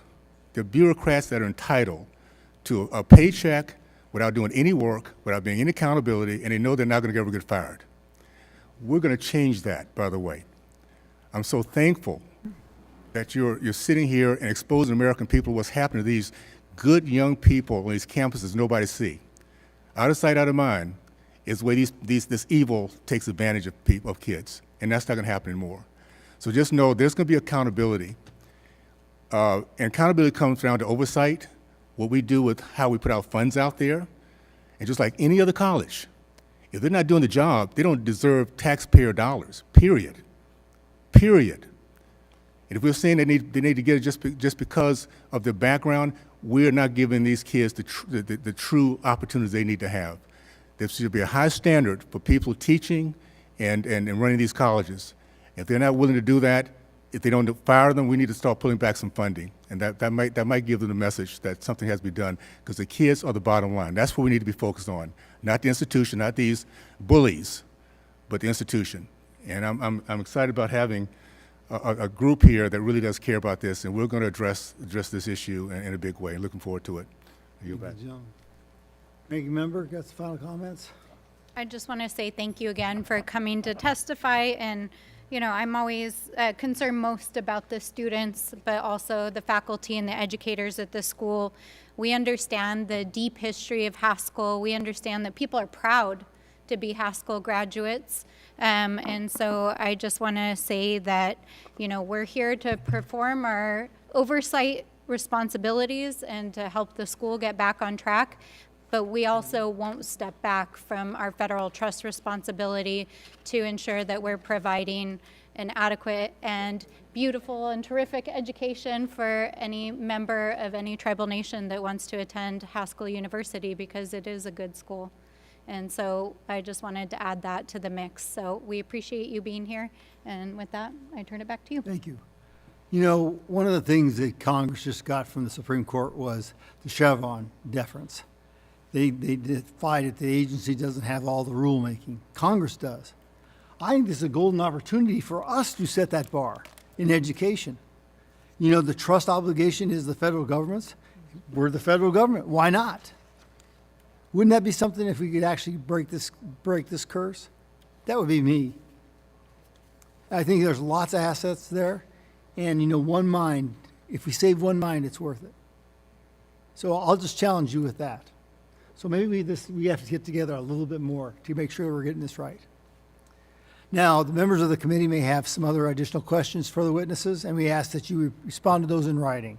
Under Committee Rule 3, members of the committee may submit their questions to the subcommittee clerk by 5 p.m. on July 29th, sorry. The hearing record will be held open for 10 business days for those responses. If there's no further business, the subcommittee is adjourned. Thank you.